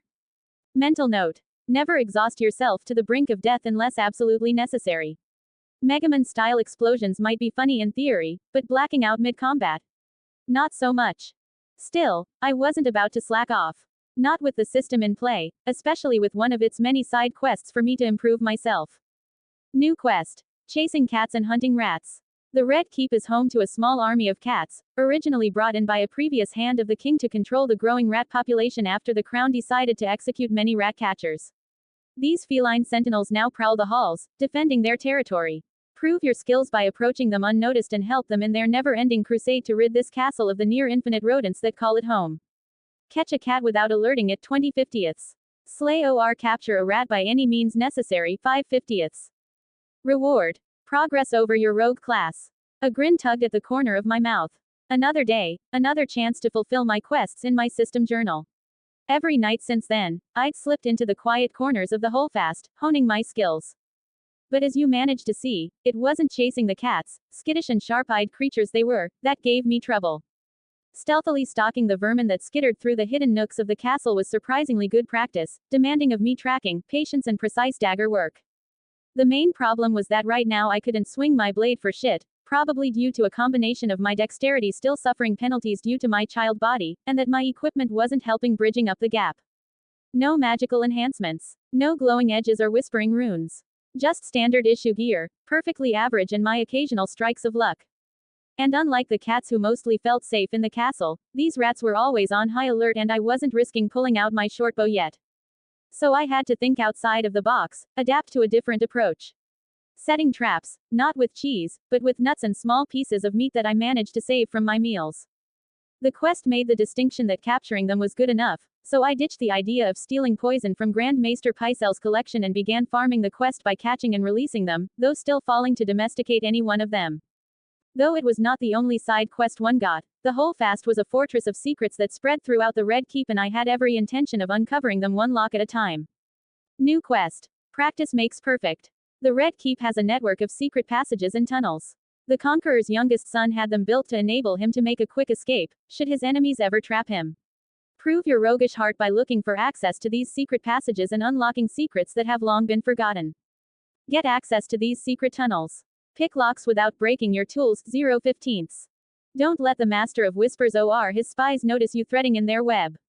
Reward. Progress over your rogue class and all the valuable loot you find in your journey. Yeah, amping up the risk while presenting me with a great prize. You know me so well, system.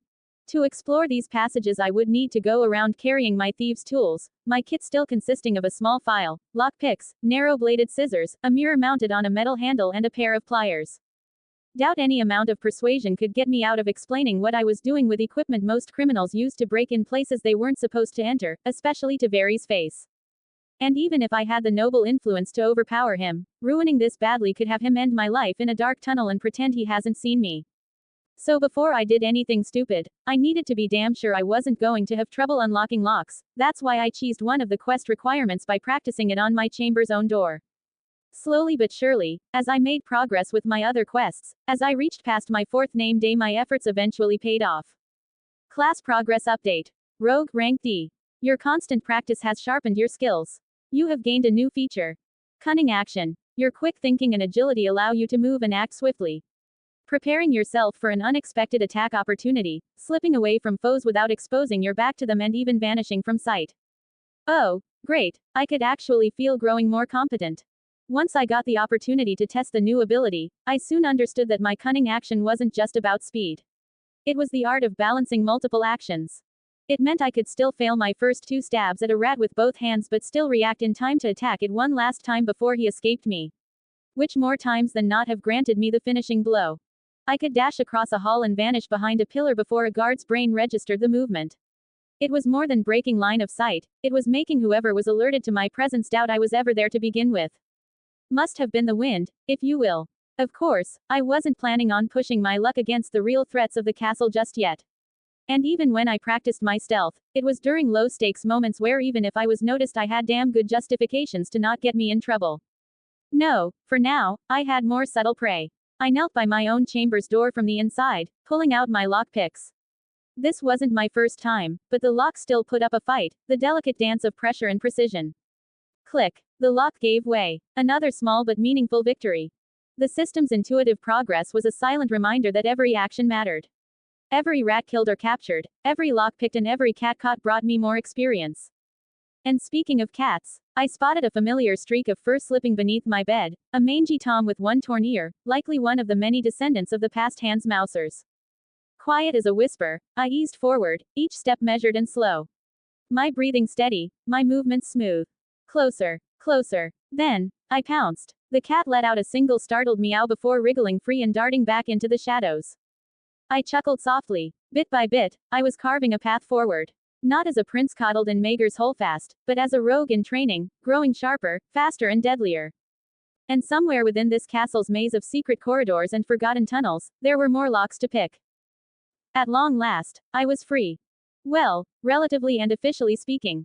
For the first time in my short new life, I had been allowed through the drawbridge that led me out of Maegor's holdfast, a small yet significant victory to finally be greeted by Lord Commander Barristan Selmy.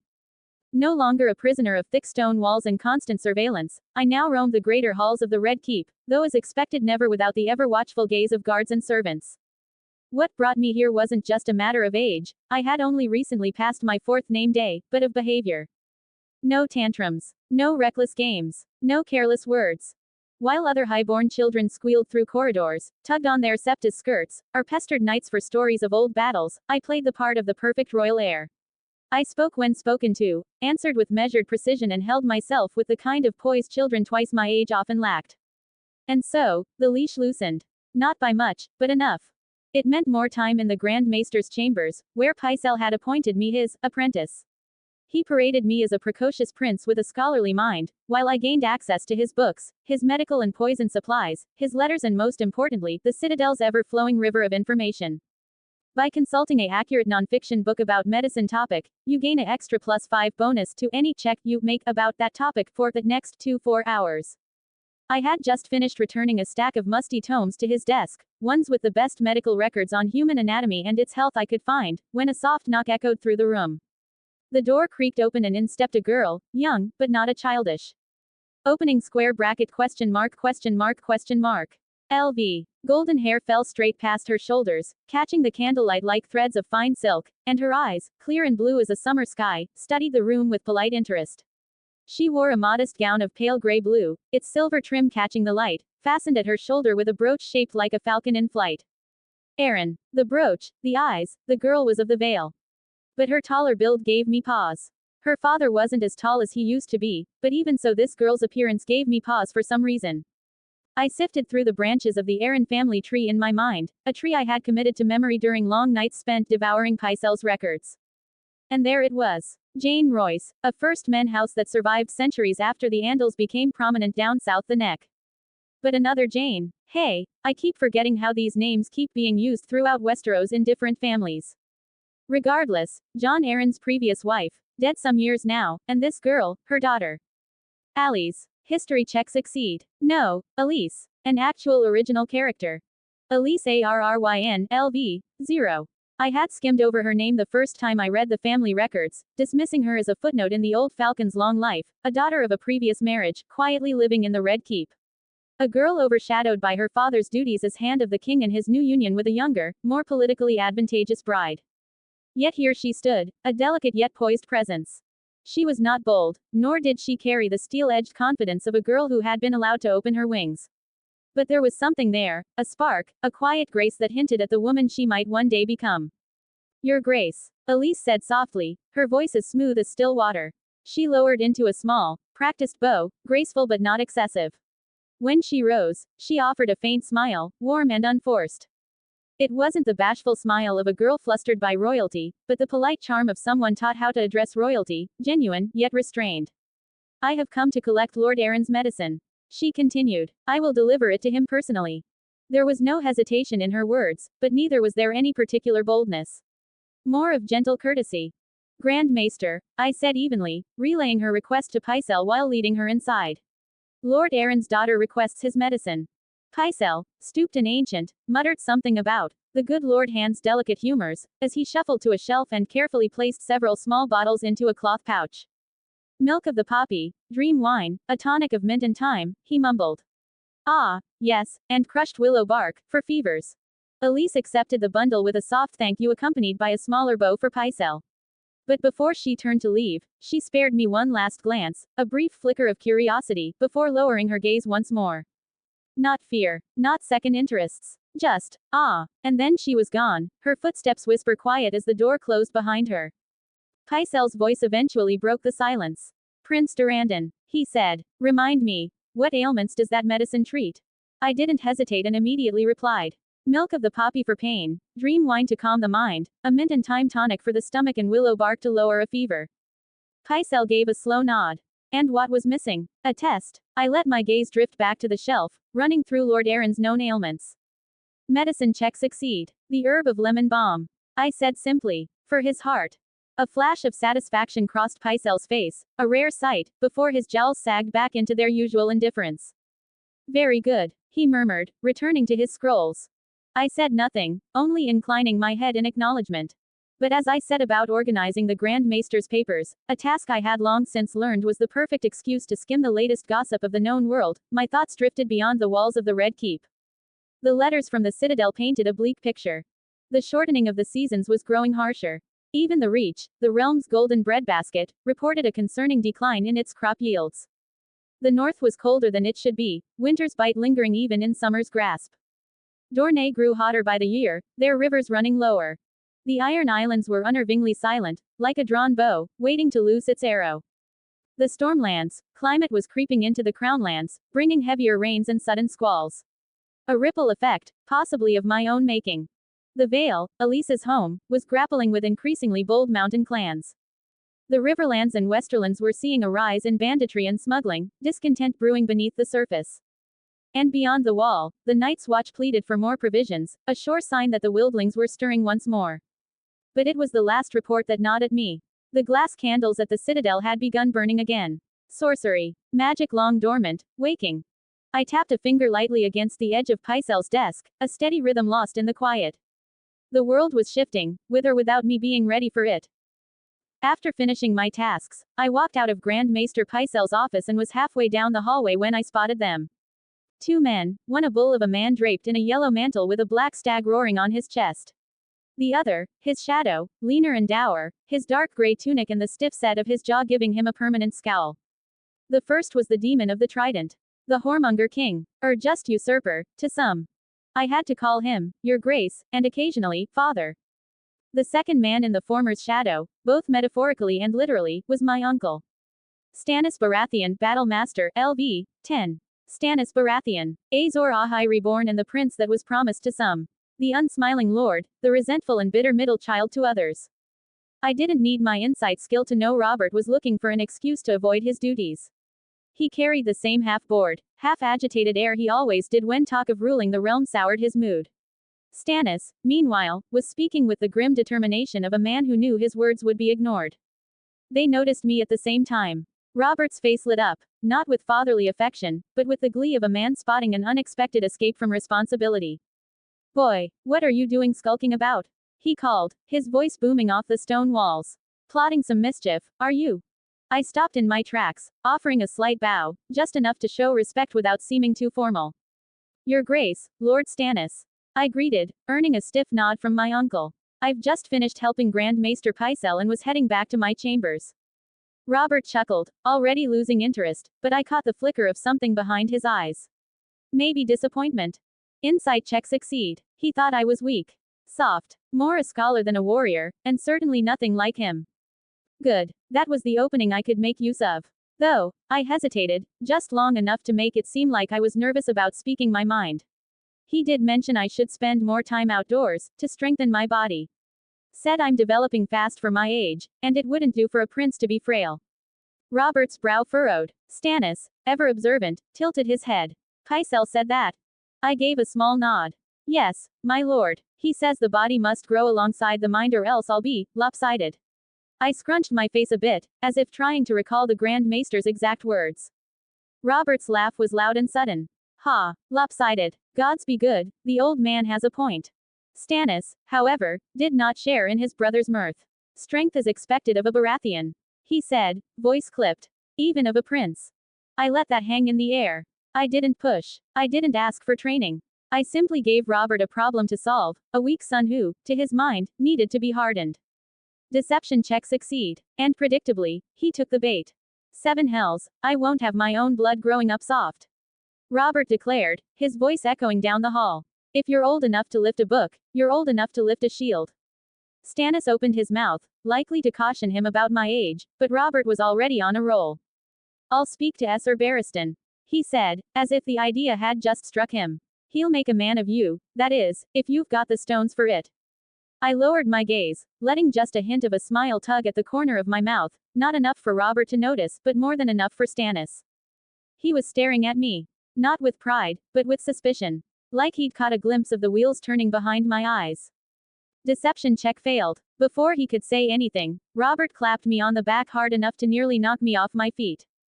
That's settled then. The king boomed. You'll be Barristan's page. If you cry to your mother about it, I'll have him hit you twice as hard next time.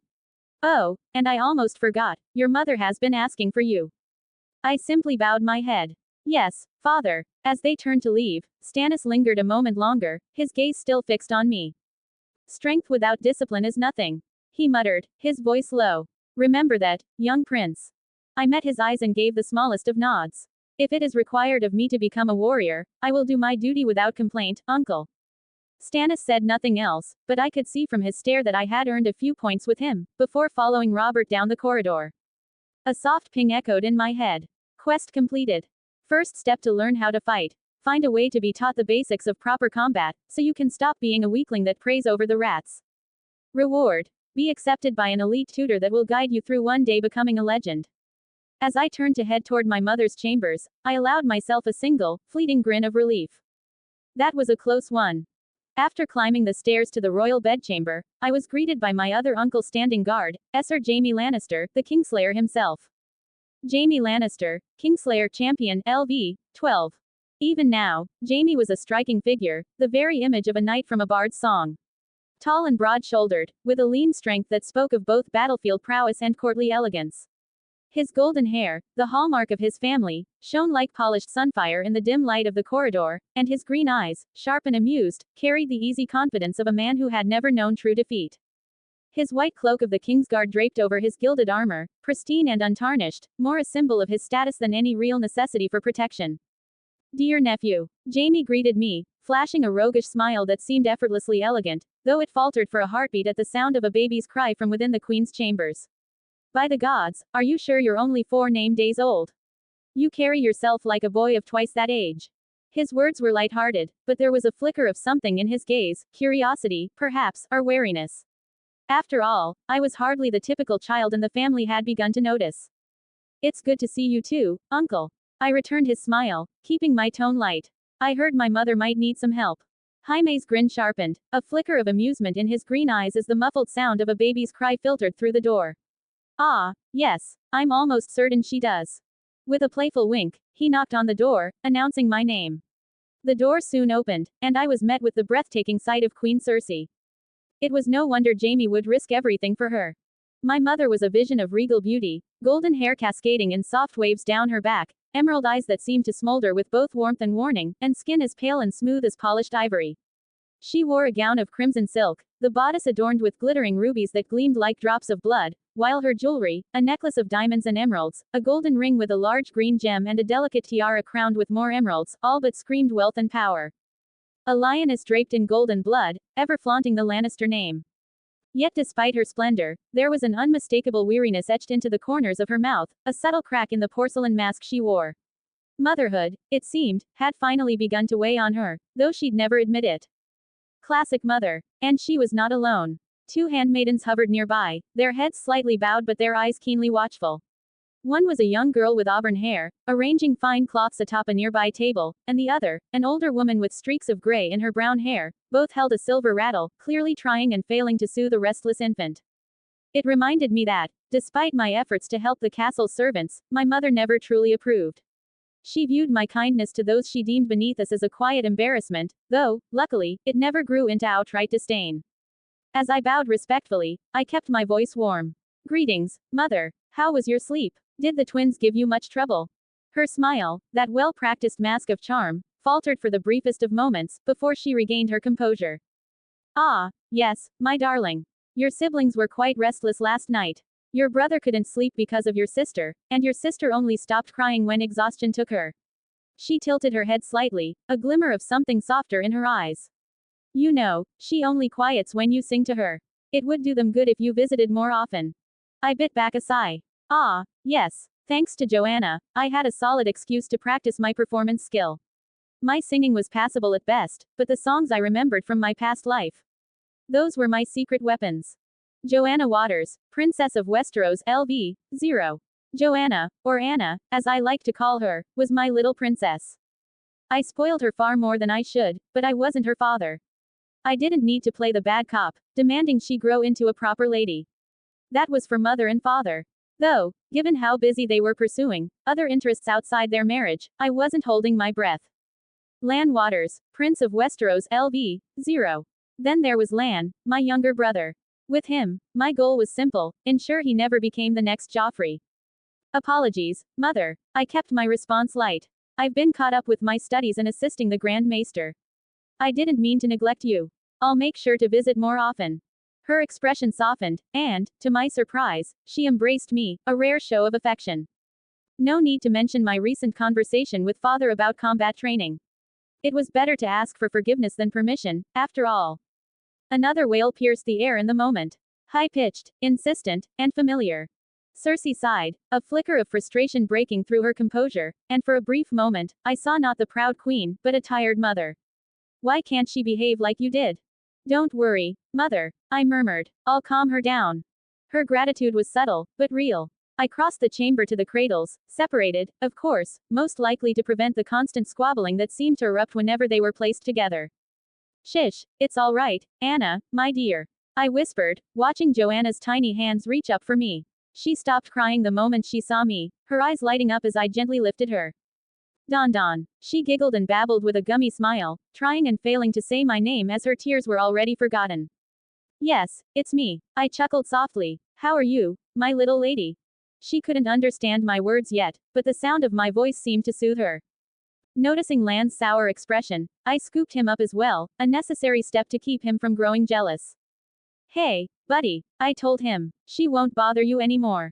They usually squabble like cats in a sack, but when I was around, they at least pretended to get along and set aside their not-so-silent feud.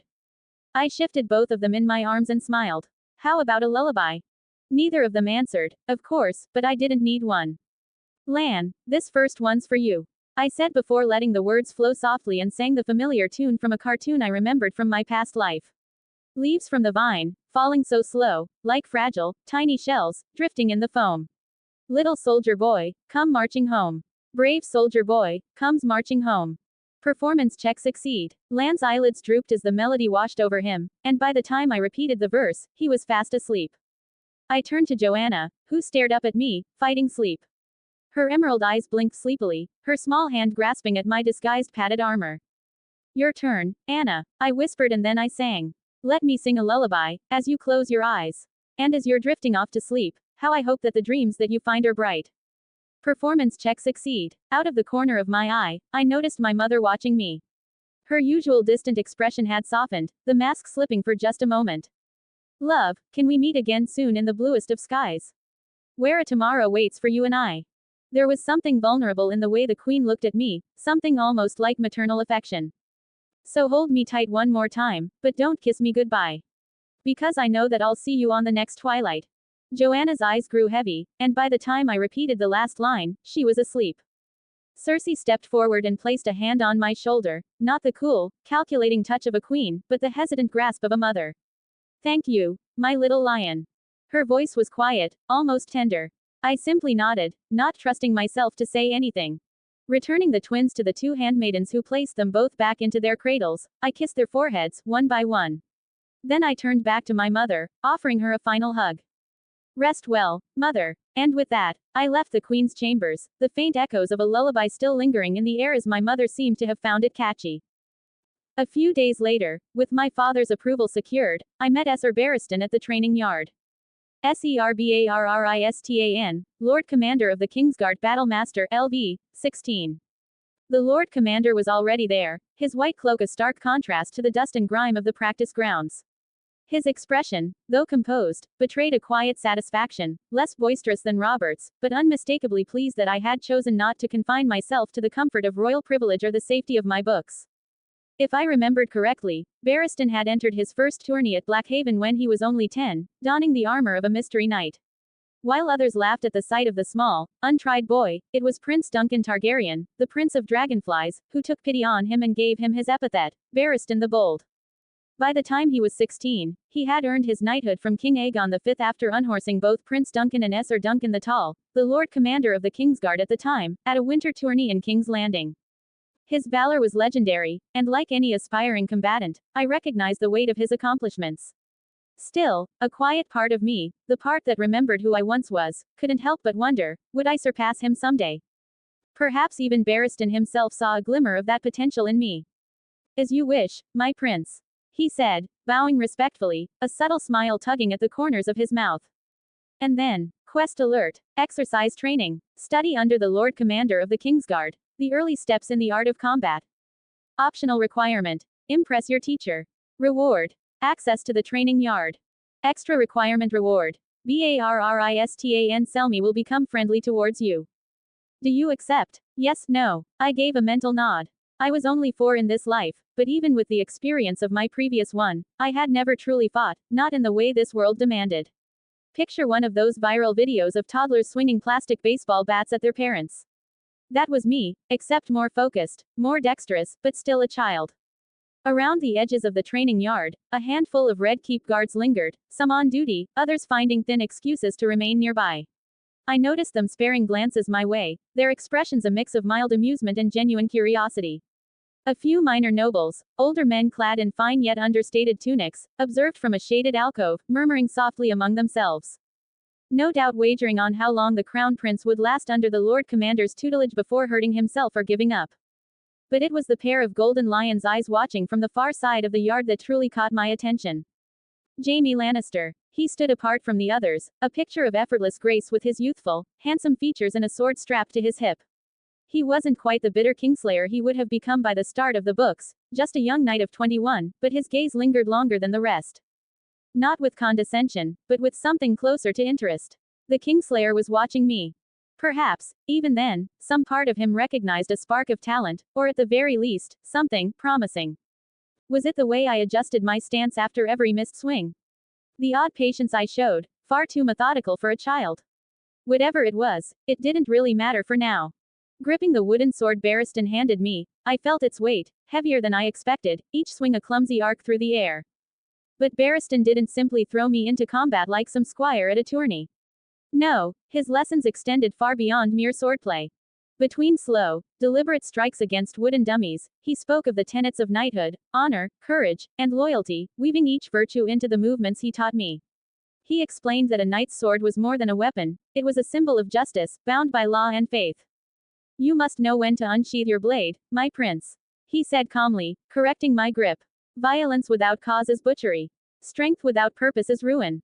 He taught me how to care for weapons, not just wield them, how to clean a blade, oil leather, and tighten straps on a suit of armor.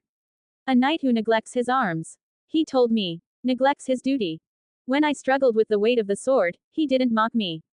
Instead, he instructed me in the basics of physical conditioning, squats to build my legs for riding, stretches to loosen the muscles needed to pull a bowstring, and breathing techniques to maintain composure in the heat of battle. As we paused for a brief rest, Barristan's lessons shifted again, this time to the principles of military strategy. Victory is not always won by strength of arms. He said, a true knight must know the ground he stands on, the lay of the land, the weather in the skies. A battle is fought long before swords ever clash. He spoke of past campaigns, not in vivid, bloody detail, but in broad strokes, allowing me to glean the foundations of leadership and the weight of command. Even at 4, with my heightened intelligence, I recognized the seeds of wisdom he was planting. He did not shield me from the realities of war either. Justice, he said, is a knight's shield, but it must be tempered by the law. You will one day sit in judgment, my prince. Remember this, a knight is no executioner. He serves justice, not vengeance.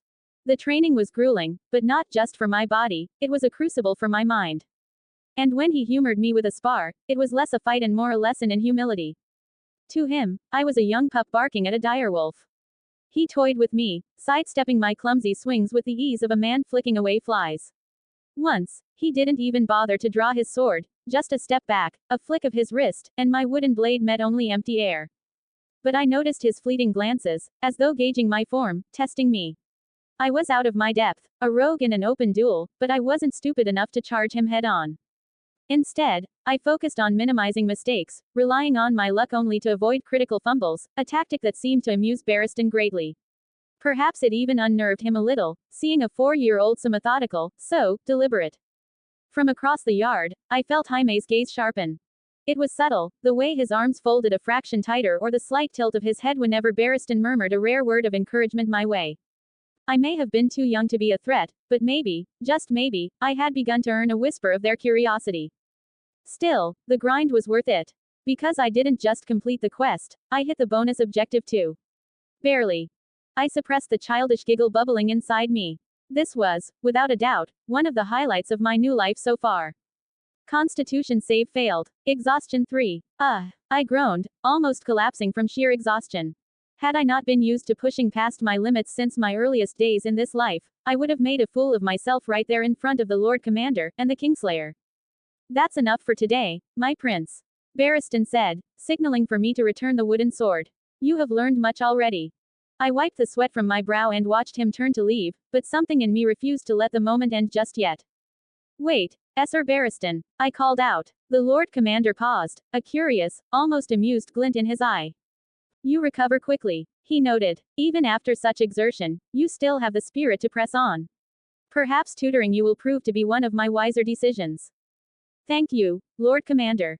I replied politely. But, is there a way I can train by myself? A book, maybe, or exercises I can practice on my own time. His smile deepened. I may have some old treatises from my time training under the Kingsguard. He mused. The Westerosi iron style, passed down to me by my predecessors. But then his expression hardened. Yet remember, my prince, a sword cannot be mastered by words alone. Strength your body must gain, and wisdom your mind must hold. He gestured to the wooden dummy. Strike. Learn its weight. Build your strength. Just, do not push yourself too far. Thank you, Lord Commander. I said with a slight bow. I will respect my limits. A lie. Deception check succeed. As Barristan left, his white cloak billowing behind him, I turned my attention to the wooden dummy in the corner. Jaime was still there, still watching, though his expression remained inscrutable. The moment they were both gone, my focus snapped back to the weapons. This was it, another piece of the puzzle. The grind was finally becoming fun. Even the master at arms set up a few practice targets for me, handing me a short bow with a draw weight suited for a child. Still, every arrow loose was a step closer to mastery, even if I miserably missed all my targets. For hours each day henceforth, I trained, mind and body aligned with a single goal, to be ready for the wars to come. One day, as I returned to the Red Keep after another of my many training sessions, I was sore, exhausted, and yet, energized. I requested a bath from Jane, retreating to my chambers with one of the daggers I earned from my class quest strapped securely in my boot. Whenever I had a quiet moment, I practiced with the blade, twirling it, sharpening it, though throwing it with precision was still a work in progress. And slowly, I built a small hoard of hidden coins, about 29 golden dragons worth, carefully stashed from various sources. Just in case. Tucked away with my emergency plan was my burglar's pack, a silent promise that if things ever went south, I wouldn't be caught unprepared. A backpack filled with essentials. Ball bearings, a crowbar, a hooded lantern, rations, rope, everything I might need should I ever have to run. Because if there was one thing I refused to be in this life, it was vulnerable. And with every swing of my blade, every shot of my bow, and every coin added to my stash, I was one step further from ever being caught off guard. 288 After Aegon's conquest. The Red Keep was alive with its usual symphony of noise, the clinking of armor as guards patrolled the halls, the soft shuffle of servants bearing trays of food or armfuls of linen, and the distant murmur of courtiers exchanging rumors like coins. The stone walls, draped in banners of Baratheon and Lannister, seemed to lean in, ancient witnesses to the constant flow of life within the castle. And through the crowded corridors, I dashed. Acrobatics check succeed. The air buzzed past me as I weaved between servants and nobles alike, my feet light against the cold stone floors. My heart pounded, not from exertion but from the sheer thrill of the chase, a rare moment of childish indulgence in a life that rarely allowed for it. Behind me, the bright sound of laughter followed like an echo. Wait, my prince. Elise Aaron's voice rang out, breathless and amused. She chased after me, her golden hair, a shade so fair it seemed to steal the sunlight from the narrow windows, bouncing with every hurried step. Her blue eyes sparkled with determination and a hint of playful frustration as she struggled to slip past a pair of servants carrying a long candlestick stand.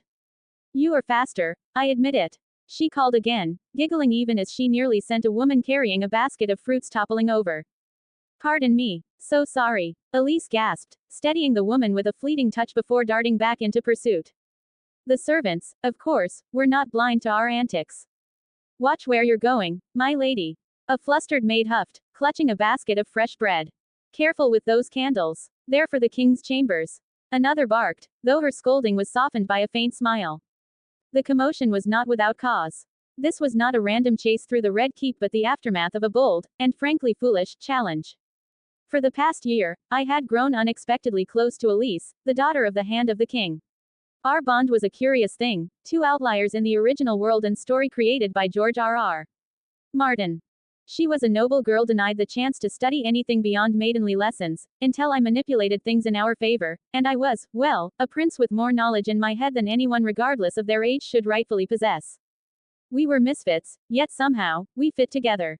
Elise had once foolishly believed that outrunning me, a boy of barely 5 name days, would be a simple task. That was before she learned that I was not a typical child. Grand Maester Pycelle often reminded me that I was a worthy heir to my grandfather's legacy, though his version of praise was as subtle as a storm when we were just the two of us. This Pycelle, however, unlike his show counterpart, was an expert in his craft, his old man acting so convincing that few suspected the cunning mind beneath the frail exterior. And so, when Elise had challenged me to a race to the Grand Maester's office, I hadn't just accepted. I had won. Now, with her trailing behind, still hoping to close the ever-growing distance between us, I could only smile to myself. Be careful, Elise. I'd hate for you to lose and break something valuable. I teased over my shoulder, my voice a sing-song taunt. You'd hate it even more if you lost this time due to your overconfidence.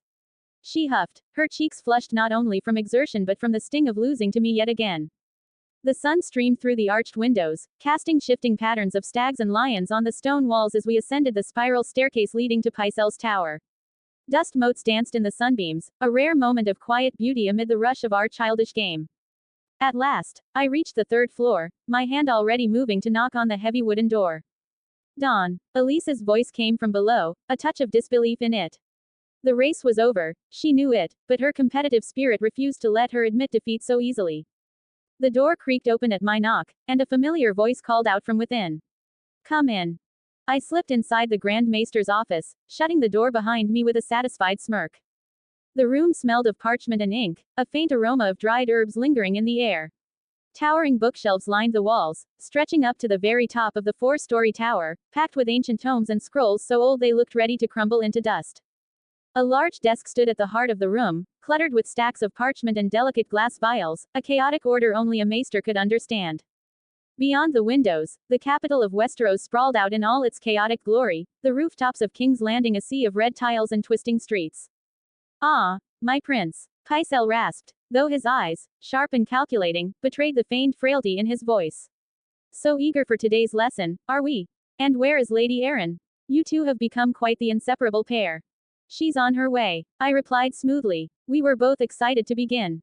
Pycelle gave a thin smile, his fingers still dancing over the letter he was writing, likely some report to Lord John Arryn or a missive to the Citadel regarding the planting cycles of crops. Moments later, Elise arrived, her hair slightly askew, her cheeks flushed, but her posture still poised, a noble even in defeat. Got lost on the stairs. I whispered just loud enough for her to hear. She elbowed me, gently, of course, as the lesson began.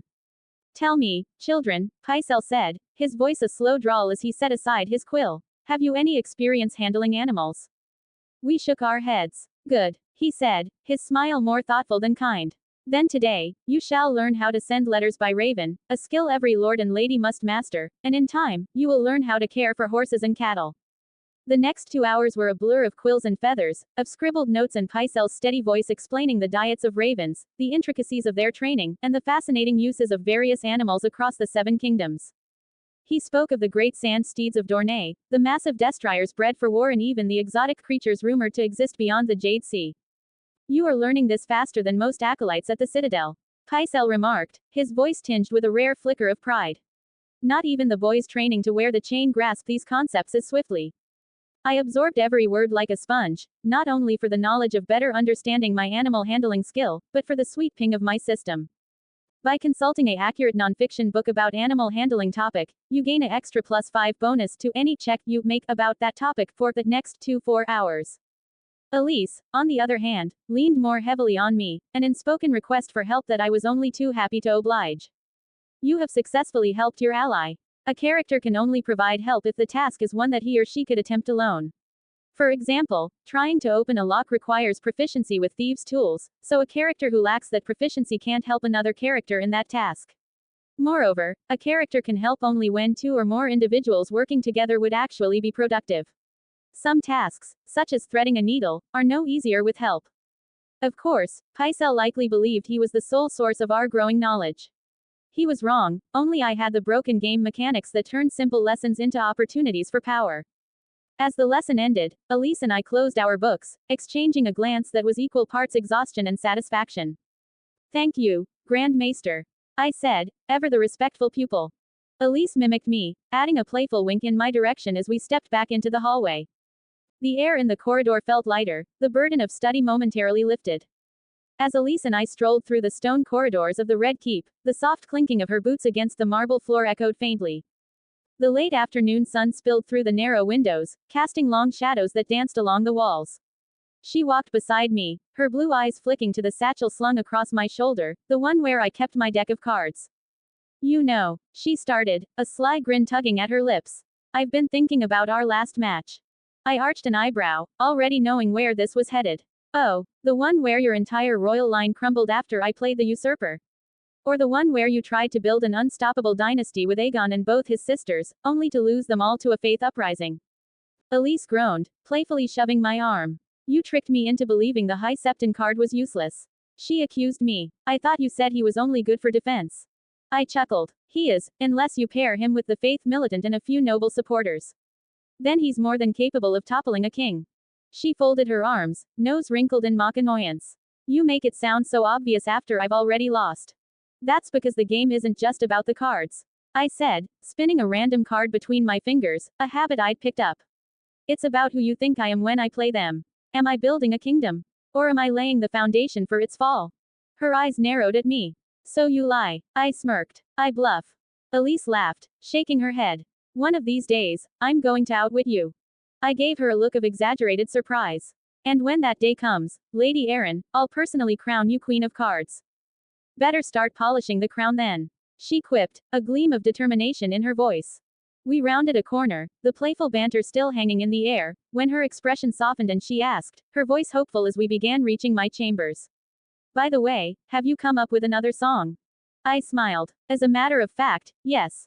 Want to hear it? Her grin widened. Always. And with that, we wandered deeper into the Red Keep, a prince and a hand's daughter, bound by friendship and ambition. Not long after, finally at my personal chamber, I began to pluck the strings of my lute, each note resonating softly, weaving a delicate melody that seemed to still the very air around us.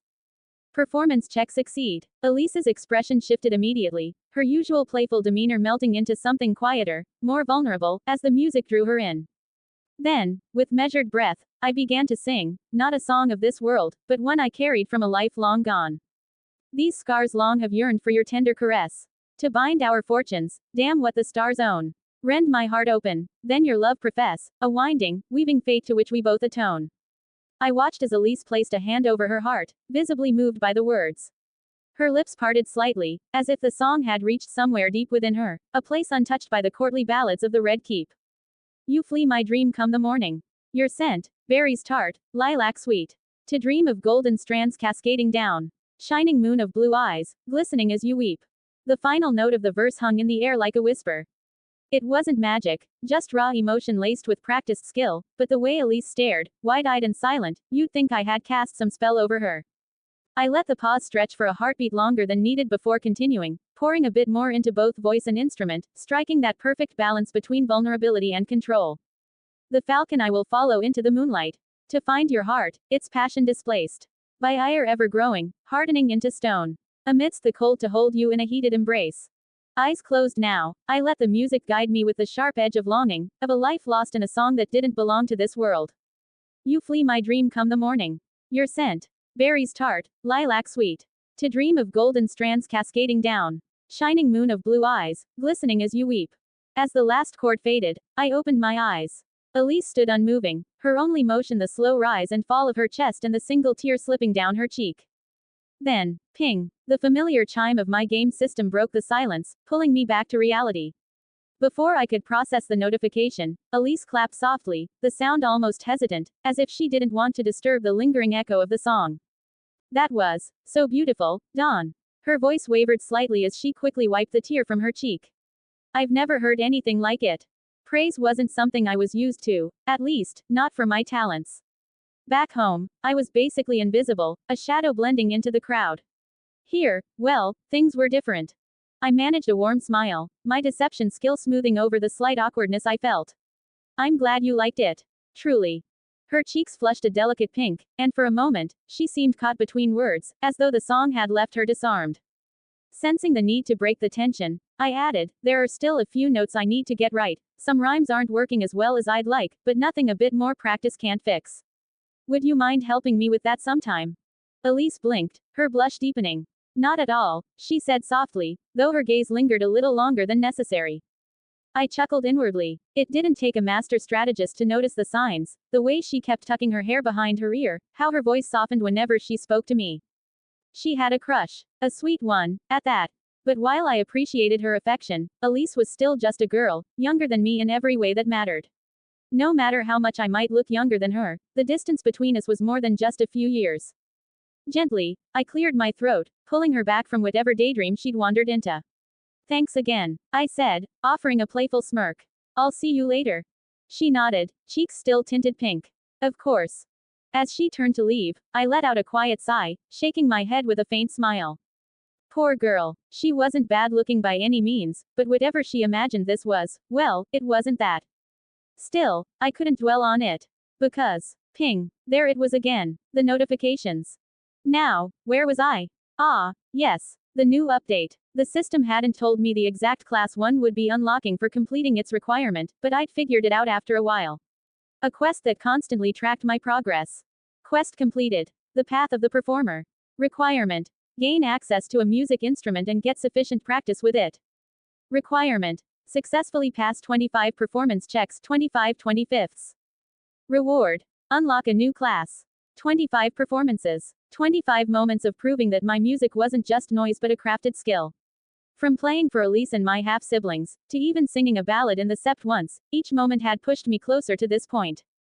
New class acquired. A familiar chime echoed in my mind, followed by the bold gold letters of the system's notification. Words and music are not just vibrations of air, but vocalizations with power all their own. You have entered the path to become a master of song, speech, and the magic they contain. You are now a bard. True bards are not common in the world. Not every minstrel singing in a tavern or jester cavorting in a royal court is a bard. Discovering the magic hidden in music requires hard study and some measure of natural talent that most troubadours and junglers lack. It can be hard to spot the difference between these performers and true bards, though. My heart did a little flip.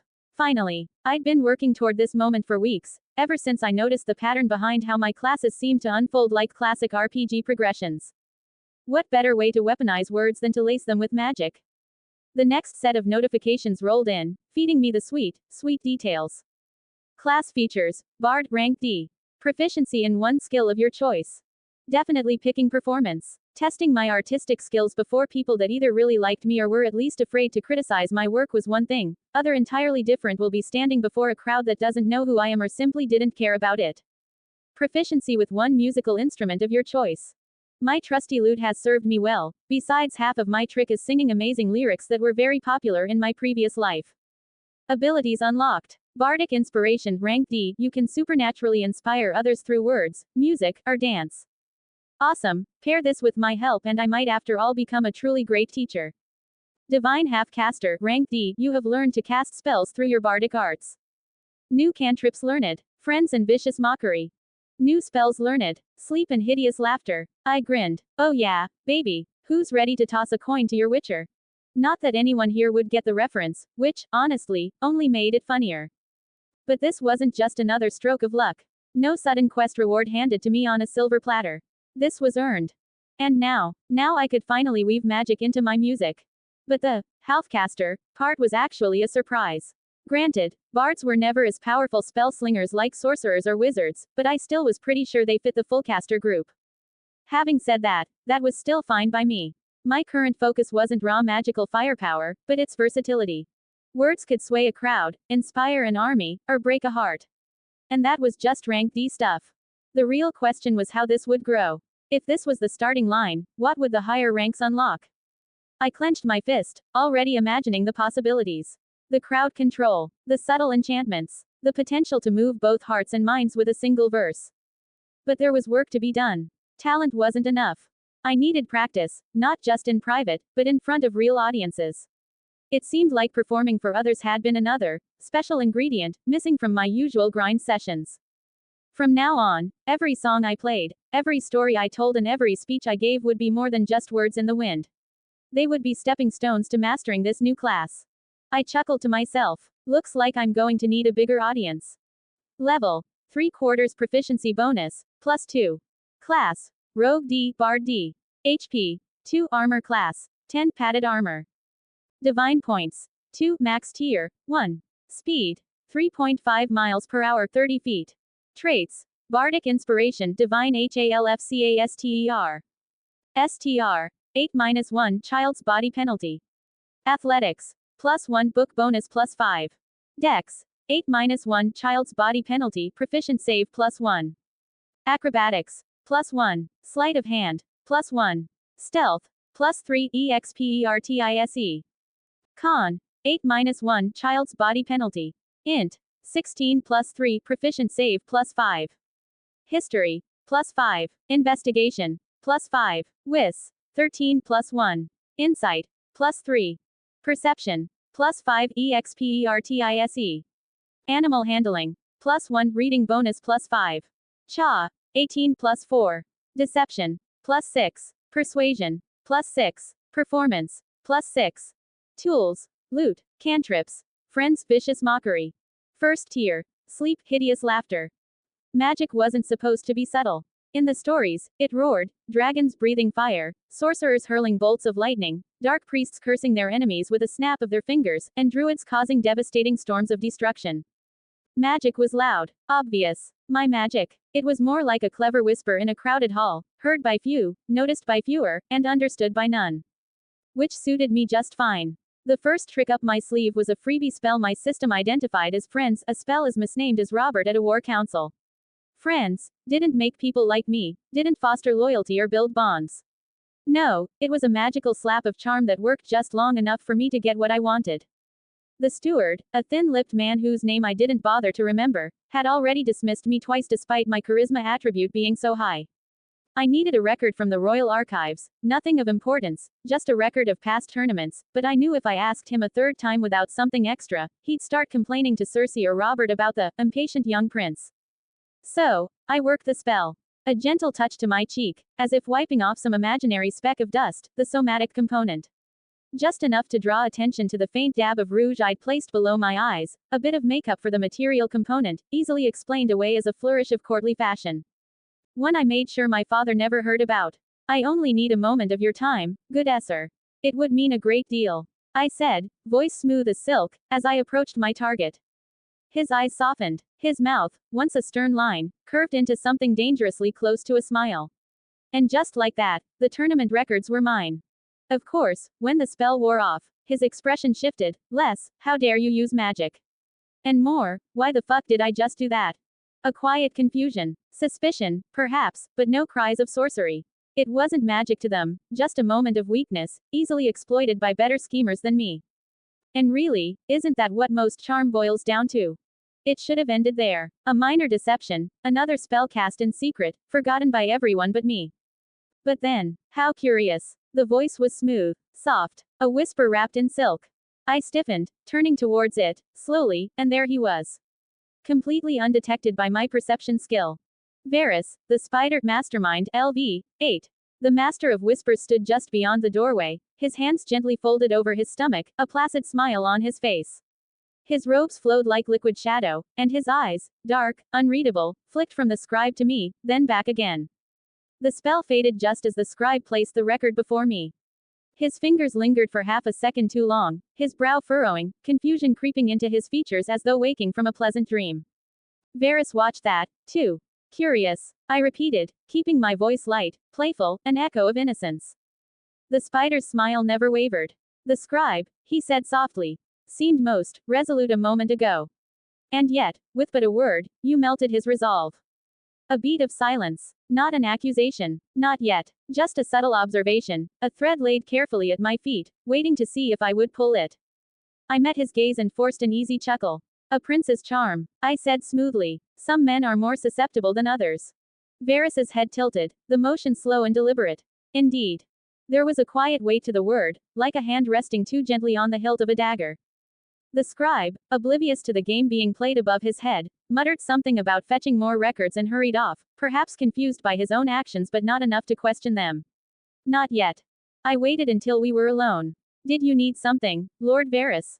I asked, making sure to let just a hint of appeasement bleed into my tone, not enough to be obvious but enough to disarm the man's worries. I didn't dare use friends on him just to slip away more easily, not with the spider's reputation. If anyone could sense a sudden shift in their own mind, it was Varys. For that, I would have to rely on my good old reliable deception skill, and trust my luck. Deception check succeed. Varys's smile widened by a fraction. Oh, nothing at all, Your Grace. I merely go where whispers led me. His voice dipped, barely above a murmur. And today, it seems, they led me here. A polite bow, a step back, and then he was gone, vanishing down the corridor, his silk robes trailing behind him like a shadow slinking back into the night. The silence he left behind was louder than a thunderclap. I stood there for a moment, my hand resting on the cover of the old tournament record that really wasn't worth all this trouble, but my mind was far from the names and dates scrawled within. Varys hadn't seen me cast the spell. He hadn't heard the Valyrian words or noticed the faint rouge beneath my eyes, of that I was sure. But he approached me suspecting something had happened. Wisdom save failed. You are frightened for a minute. A frightened creature has disadvantage on ability checks and attack rolls while the source of its fear is within line of sight. The creature can't willingly move closer to the source of its fear.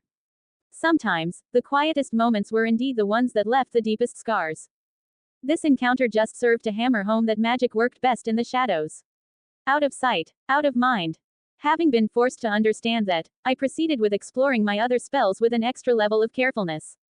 Sleep was more useful, at least when I wasn't trying to knock out some unusually vigilant guard during one of my night escapades. Lan was wailing in the nursery one evening, a rare sight. He was usually more placid than a cow in a summer field, but not that night. Cersei was there, rocking him back and forth, her patience thinner than the wine in Robert's cup. He refuses to close his eyes. She hissed, believing even I wouldn't be able to calm him down. I almost told her that babies weren't known for their sense of duty, that if Lan had inherited any trait from her, it was stubbornness, not obedience, but I valued my relationship with her enough. Instead, I knelt beside them and whispered in High Valyrian. Night Govi, say Au Undigan. I sing, and you sleep. It wasn't just the words, it was how I said them. Soft, lulling, a gentle, musical rhythm that made even me yawn. The somatic component was easy, a simple flick of my hand, disguised as adjusting Lan's blanket. The material component, rose petals, I'd crushed between my fingers beforehand, letting their scent drift through the air. Cersei didn't notice. She was too tired, and within moments, Lan's eyes fluttered closed. A success. Even better, Cersei's head lolled back against the chair, and soon enough, she was asleep too. 2 birds, 1 spell. Of course, that was my one casting for the day. My magic, or what my system called my divine points, was limited. After one casting of my first-tier spells, the well ran dry. It was like having a sword that only swung once before vanishing into thin air. But the trick wasn't in casting the spell, it was in making sure no one thought I'd cast one. Then there was hideous laughter. Now, this one was tricky, less about magic and more about timing. The target was Robert, which was both an opportunity and a risk. On one hand, if I could make the king laugh, it was a victory. On the other, if he figured out I was using magic, I'd probably be joining the skulls in the dungeon sooner than I had anticipated. So, I didn't aim the spell directly at him. Instead, I told a joke. Even a prince can be beaten by a drunken knight, as long as the knight swings hard enough. A chuckle from Robert. Good. Then I layered the magic into the next joke, hiding the Valyrian verbal component within the punchline by immediately translating my words. Belongkar yno hen nu akors, yn kessa reinagan. The little brother steps aside, but you swing anyway. The somatic component. An exaggerated reenactment of a clumsy sword swing, with some comedic props like feather and tart, just enough to sell the joke. And Robert lost it. He roared with laughter, doubling over, tears forming at the corners of his eyes. It wasn't the spell forcing him to laugh, it just amplified the humor, pushing him over the edge from amused to uncontrollably howling. When the magic faded, Robert was still chuckling, wiping his face with the back of his hand. To everyone watching, I was just a witty prince, finally bonding with the father that had long been avoiding him. No magic here, just a sharp tongue that even Varys wouldn't lose his sleep at night. By the time I returned to my chambers at the end of each day I used this recently earned bardic magic of mine, I could feel the emptiness inside me. My well of magic, my divine points, were spent. DP. 0. 1 spell a day. That was my limit. For now. But the best part, aside from the spider that was most likely bluffing to get a reaction out of me, one suspected a thing. Not Robert, not Cersei, not the stewards or the nobles or the guards. And definitely no spider looking me funny or longer than necessary. To them, I was just Durandon Baratheon, the clever, prodigious, silver-tongued prince. And I intended to keep it that way. After all, there's nothing more dangerous than a spellcaster no one sees coming. Days later, I opened my eyes once again in my bedchamber, the familiar glow of a notification hovering before me. You have taken a long rest in your own bed. HP and DP have been restored 100% each. Your exhaustion level has decreased by 1. I smiled, pushing the window aside with a practiced swipe of my hand. Another small win. Yesterday had been spent buried in the maester's office, dealing with his never-ending stream of ravens and letters. Surprisingly, I found myself enjoying the work, until Elise pointed out the sun had long since set.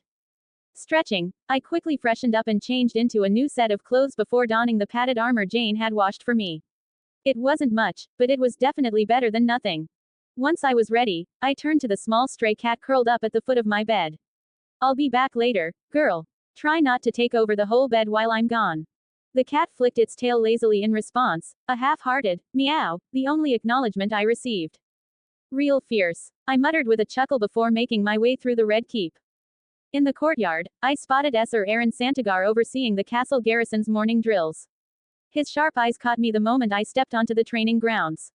A hard man, lean as a whip, with hair more silver than black, Santigar was a Dornishman through and through.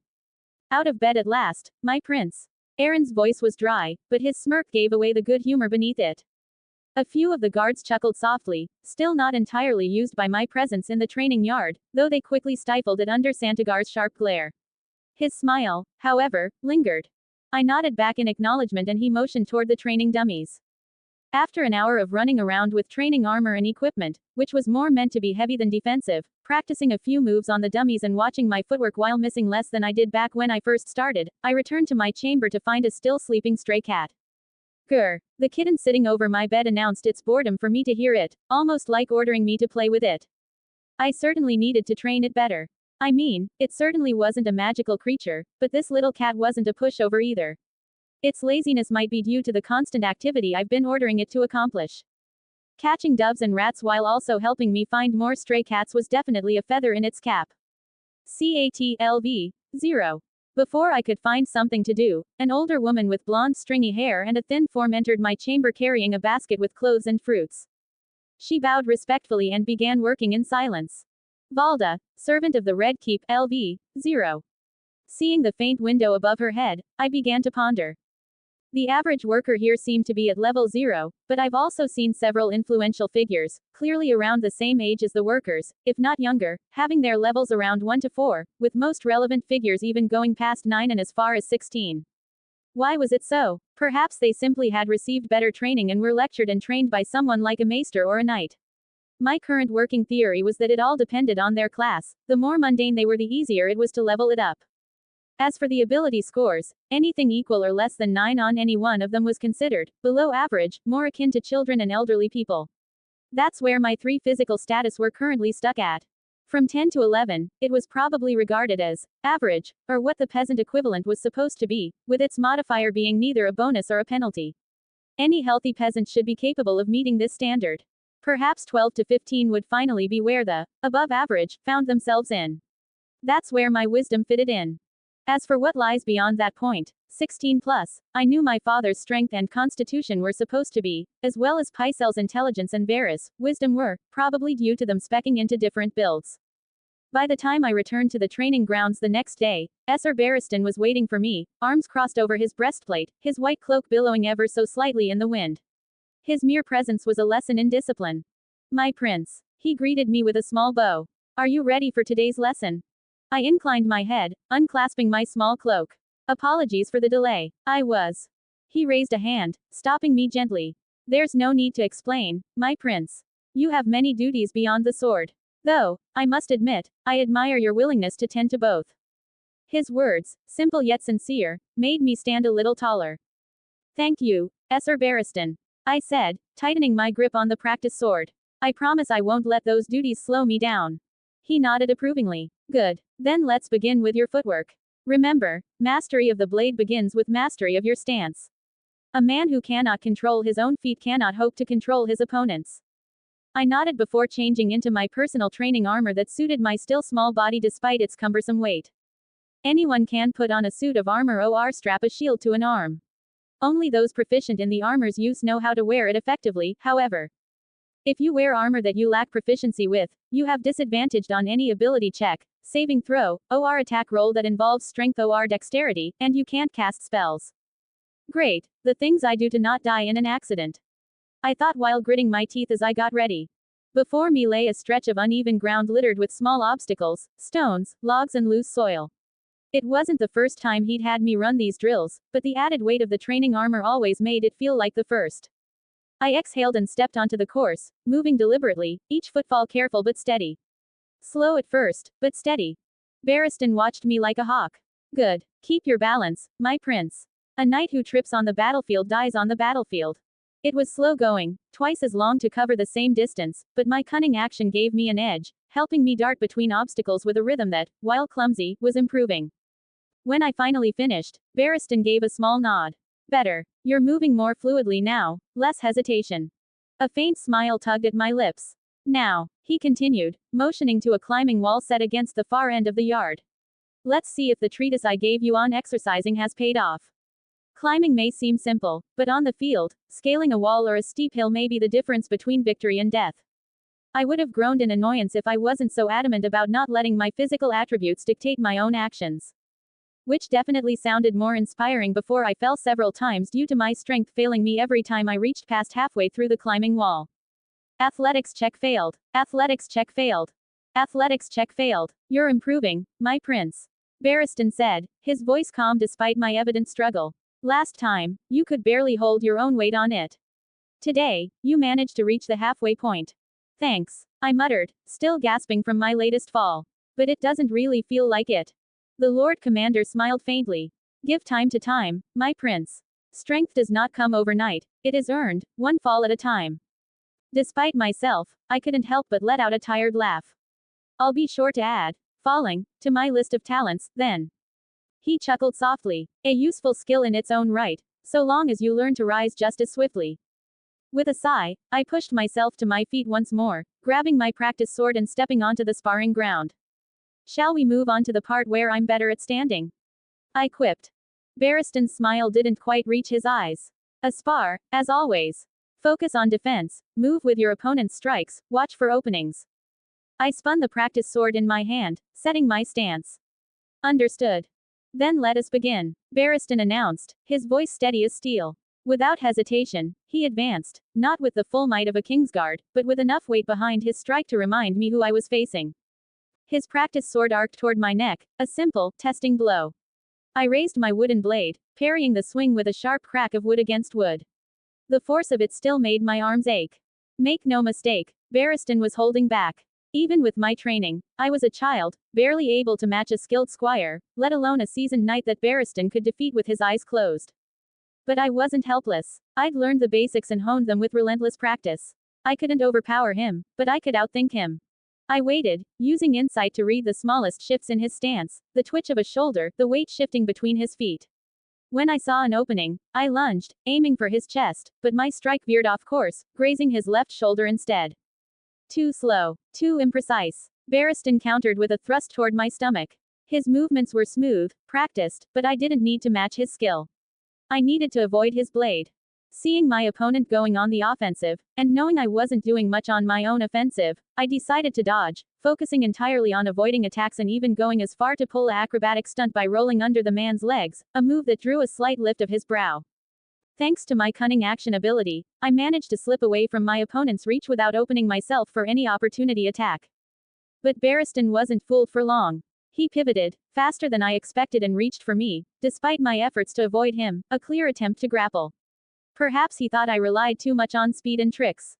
For a brief, panicked second, I thought he had me.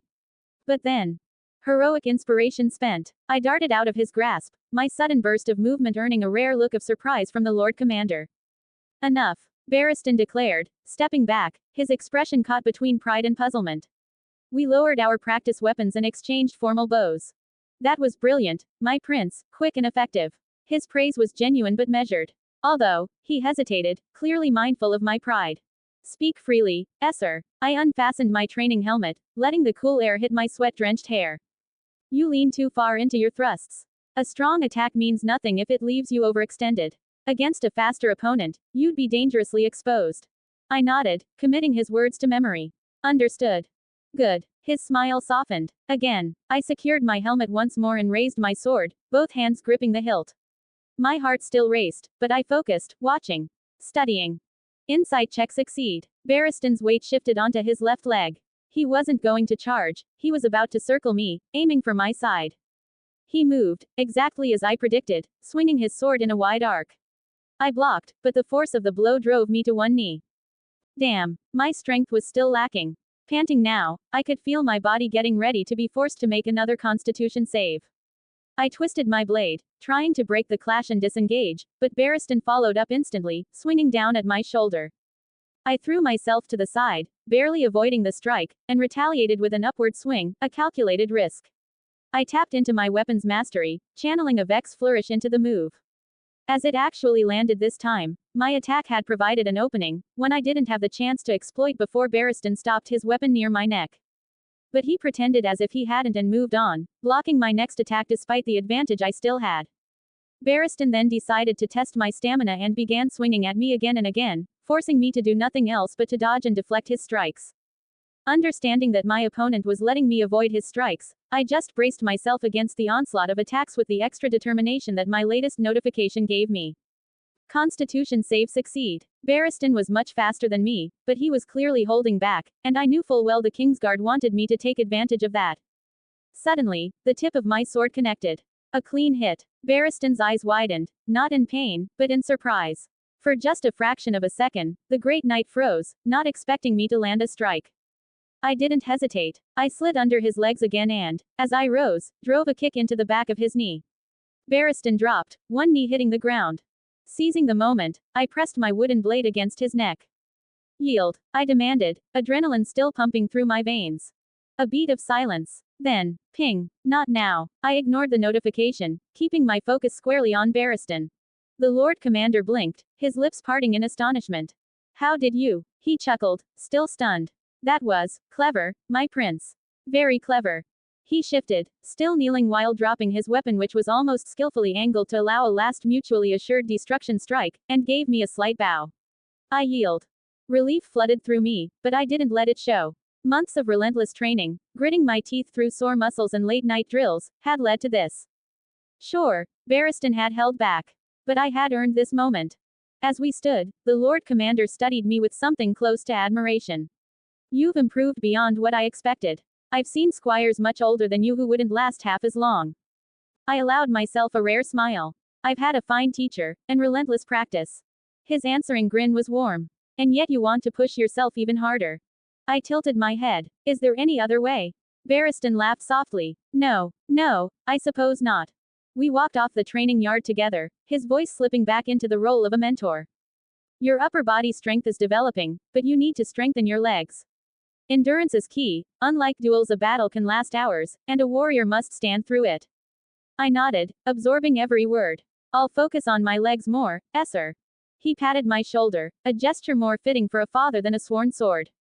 I must confess, my prince, that last trick of yours, sliding and kicking behind the knee, I've only seen something like that from the water dancers of Bravos. All thanks to your teachings. I replied smoothly. You gave me a solid foundation. I'm simply building upon it. The knight chuckled. You're ahead of most twice your age. I dare say you might be ready to become a squire soon. Most lads don't start until their 9th or 10th name day. Well, I did break the record for the youngest page in recent history. I reminded him, lifting my chin slightly. Barristan smiled. That you did. For a moment, his expression grew distant, melancholic, and I knew his thoughts had drifted to Prince Rhaegar. There was nothing I could say to ease that old wound. So I simply bowed. I'll take your advice to heart, sir. Barristan nodded, his voice softer now. Go on, my prince. Supper awaits you. I left the yard, passing through the Red Keep's winding halls. On my way to my chambers, I slipped by the kitchens, snatching a piece of fish for my cats, a small indulgence. By the time I reached my room, 2 of the cats were already curled on my bed. I set the fish down for them, then settled at my desk. Finally, I allowed myself to glance at the glowing text hovering in the air, which was vivid against the dim light of my chambers. Quest completed. The path of the combatant. Requirement. Find yourself a competent combat teacher, 1/1. Requirement. Sufficient training with medium armor. Requirement. Sufficient training with shields. Requirement. Sufficient training with martial weapons. Requirement. Successfully pass 50 athletics checks, 50-50.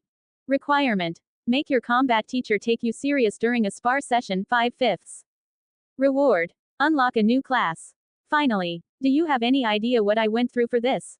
Months of pushing my child's body past its limits, the constant ache of overworked muscles, the near misses with exhaustion, the looming threat of a level of fatigue too many, ending me before I even had a chance to properly enjoy this new life of mine. And now, new class acquired. The familiar chime echoed in my mind, a sound I'd come to associate with either my greatest achievements or my biggest blunders. Bold, golden letters blazed before me. With blood, battle and bravery you stand stalwart in the face of danger, showing boldness in the fires of war. You live your life at the blade's edge. You are now a fighter. Fighters share an unparalleled mastery with weapons and armor, and a thorough knowledge of the skills of combat. They are well acquainted with death, both meeting it out and staring it definitely in the face. Couldn't help myself from letting a grin tug at my lips. About damn time. The text shifted again, revealing my hard-earned spoils. Class features: Fighter, rank D. Proficiency in medium armor and shields. Praise the gods. No more wearing armor that felt like it was punishing me for daring to put it on. And now, shields could finally be more than just extra weight strapped to my arm. Proficiency with martial weapons. Warning: heavy weapons still grants you disadvantage on attacks if your strength score isn't at least 13. Not quite the victory lap I hoped for, but progress all the same. So gratifying for me to know that those long days in the Red Keep's armory with Sir Barristan, learning the balance of a blade, the weight of a warhammer, the cold bite of a spear, hadn't been for nothing. If only my proficiency bonus wasn't still scraping the bottom of the barrel.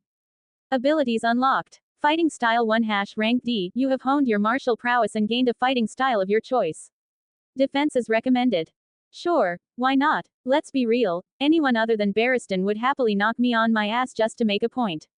Better make them work for it. Second wind rank D. You have a limited well of physical and mental stamina that you can draw on. A way to bring my HP back up if it gets dangerously low will be fantastic, at least once my health points reach the double digits count so that I survive the first blow I take. Weapon mastery rank D. Your training with weapons allows you to use the mastery properties of 3 kinds of weapons of your choice with which you have proficiency. Already had plenty of time to get used to both. Nick, which let me slice through the air with twin daggers in a single beat, quick and relentless. And Vex, if I managed to land a hit, could force an opening for a follow-up strike. Too bad I was still too slow to capitalize on it most of the time. Makes me wonder what else I will get. Guess I will have to continue practicing to find out. I leaned back in my chair, rereading the notifications over and over, a flicker of satisfaction blooming in my chest. My fingers, still rough and aching from the day's training, hovered over the worn pages of the small notebook I had taken out of my stash. I flicked through the cramped lines and half-formed thoughts, songs and stories clawing their way back from the depths of my memory, echoes of another world. The tale of a broken king, returning from the brink of death to reclaim his throne from a dark lord cloaked in shadow, a ring of unimaginable power, lost and found again in the most unassuming of hands. Yeah, this grim world could definitely use some classic heroism of the Lord of the Rings. A legendary witcher, a hunter of monsters and men alike, bound by destiny to a girl whose power could shake the very foundations of their world. Nice, hopefully the bards will one day also sing songs about my awesomeness. And the story of a forgotten land where mages draw their magic from the Fade, a realm of dreams and nightmares, while knights clad in silver and blue fight to keep demons from clawing into reality. Oh, that reminds, I will never be able to play the epic Return of the Dread Wolf. No. Regardless of that, I kept jotting down each of my story's skeletons, names shifted, details blurred, but the essence remained. Atemporal songs that have been proven so popular in my previous life were also great options for me to plagiarize, be inspired by. Besides, it's not as if their original owner would be against having their work spread to more people. I scribbled a few more lines before finally pushing the chair back with a soft scrape. The sound startled the 2 cats curled at the top of my bed. Easy now, I murmured, breaking off a piece of the fish I'd snatched from the kitchens. Dinner's here. They eyed me with a mix of suspicion and hunger, then cautiously padded over to claim their prize. As they ate, I slumped onto the mattress, the day's weariness settling into my bones. My new class, my progress, the quiet pride of earning a rare nod of approval from Barristan Selmy. It was all there, simmering just below the surface. But for now, for just a little while, I closed my eyes. The battles could wait until tomorrow. The 8th of March 2020. The 28th of September 2021. The 24th of February 2022. The 1st of January 2025. Hey there, thanks for reading my work. I hope this chapter is of your liking. Any ideas for perks, skills and anything else that might be a good match with my FIC is more than welcomed. I might not use anything, but you will have my gratitude for trying. If this chapter is a mess of grammatical errors, please wait, I'll try to fix it as fast as I can. But for that I need your feedback. Thanks as always for your time, hope you have a fantastic day and please stay safe. Hand waving bye. Have some idea about my story? Comment it and let me know. Daichi_TBR 193 creators, thoughts.